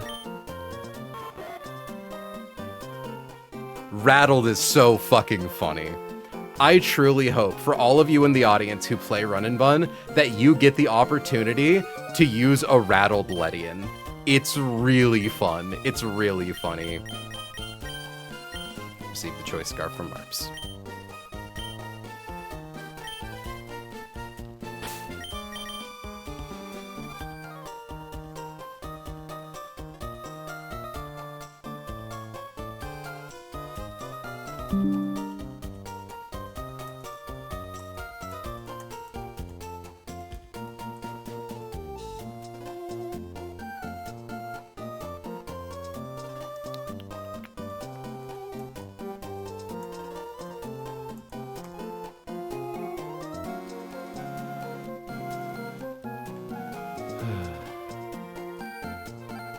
No more Team Magma. Yeah, no more Team Magma! Oh my god! Oh my god. Okay, we still have Team Aqua, of course. But like, oh, the game just opened up so much. We get a really cool encounter coming up, by the way. I don't know if we have to do fights before we get to it, but like the route south of here has like, Ludicolo is kind of boring, but he can do stuff. It's got Volcarona, it's got Pinsir, Caesar, Staraptor, Togekiss, Scorbunny. There's a lot of really cool things. Hold on, wait.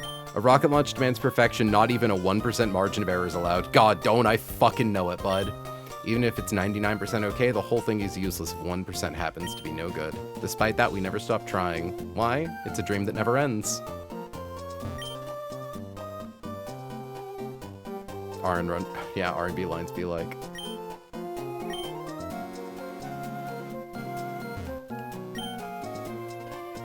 Thank God for the goated, like the most goated Sneasler there's ever been. And the most goated Greninja there's ever been. Truly only possible because Sol was able to say, actually, I can perfectly thread the needle with Ice Punch to kill Heatran and not kill Garchomp. What a fucking guy.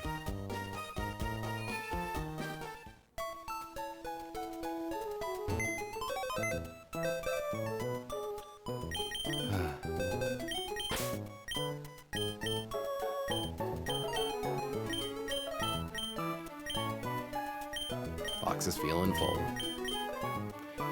That being said, chat, somehow, once again, the survivor of inexplicable survivor of scenarios, Freaking It's still with us. Freaking It occupies a similar space in my brain spiritually that Marps does. Like a guy who was supposed to die a long time ago, but didn't.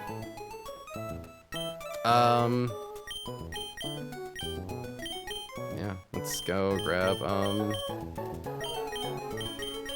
Dive.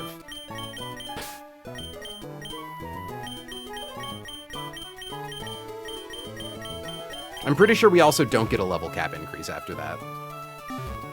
I'm pretty sure we are at level 89. Yeah, from after Tate and Liza up to Seafloor Cavern Archie.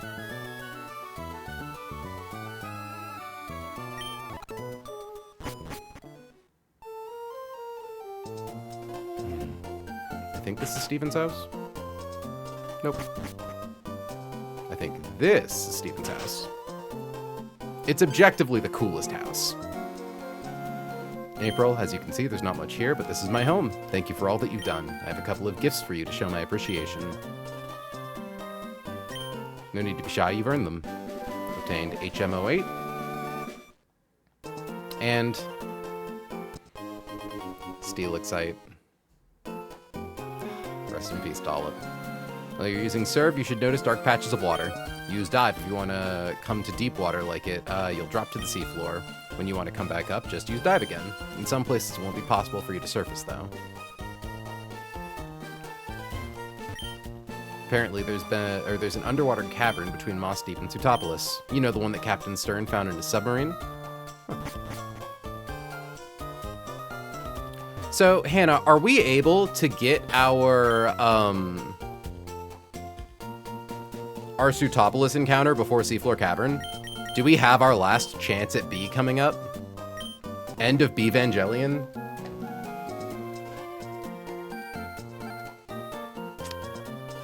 I mean, fuck, dude. We cleared space tag. We're great. Yeah, you get Sutopolis before Seafloor Cavern. Nice! I'm seeing Greenland Miku. JMash is currently streaming. Oh, fuck! Okay, I can't not raid my goat Absoltastic. Wait. Hold on. Raid Absoltastic. Y'all, if you don't know who the fuck Absol Blogs Pokemon is, like, you need to, like, fix your shit. I know that we're, like, the space for cool challenge runners and shit, but, like, genuinely one of, like, probably a top 5 YouTuber for me. Truly, like, of the holy grail of quirked up white boys, whom I observe on the internet. I think he's currently doing a shiny badge quest for Fire Red Leaf Green, but yeah, so he doesn't know who the fuck I am. I'm a little nobody. But go hang out, go have fun in there. We cleared space tag. Tomorrow we get to go pick up some scales, probably have some fights to do, maybe some encounters to get. It's going to be a real eventful one, I think. But that's then. This is now. Folks, I'd like to thank you so much for joining me. Until next time, I have been April. She has been May. You have all been incredible, and Maxie can go fuck himself. Have a good night, folks.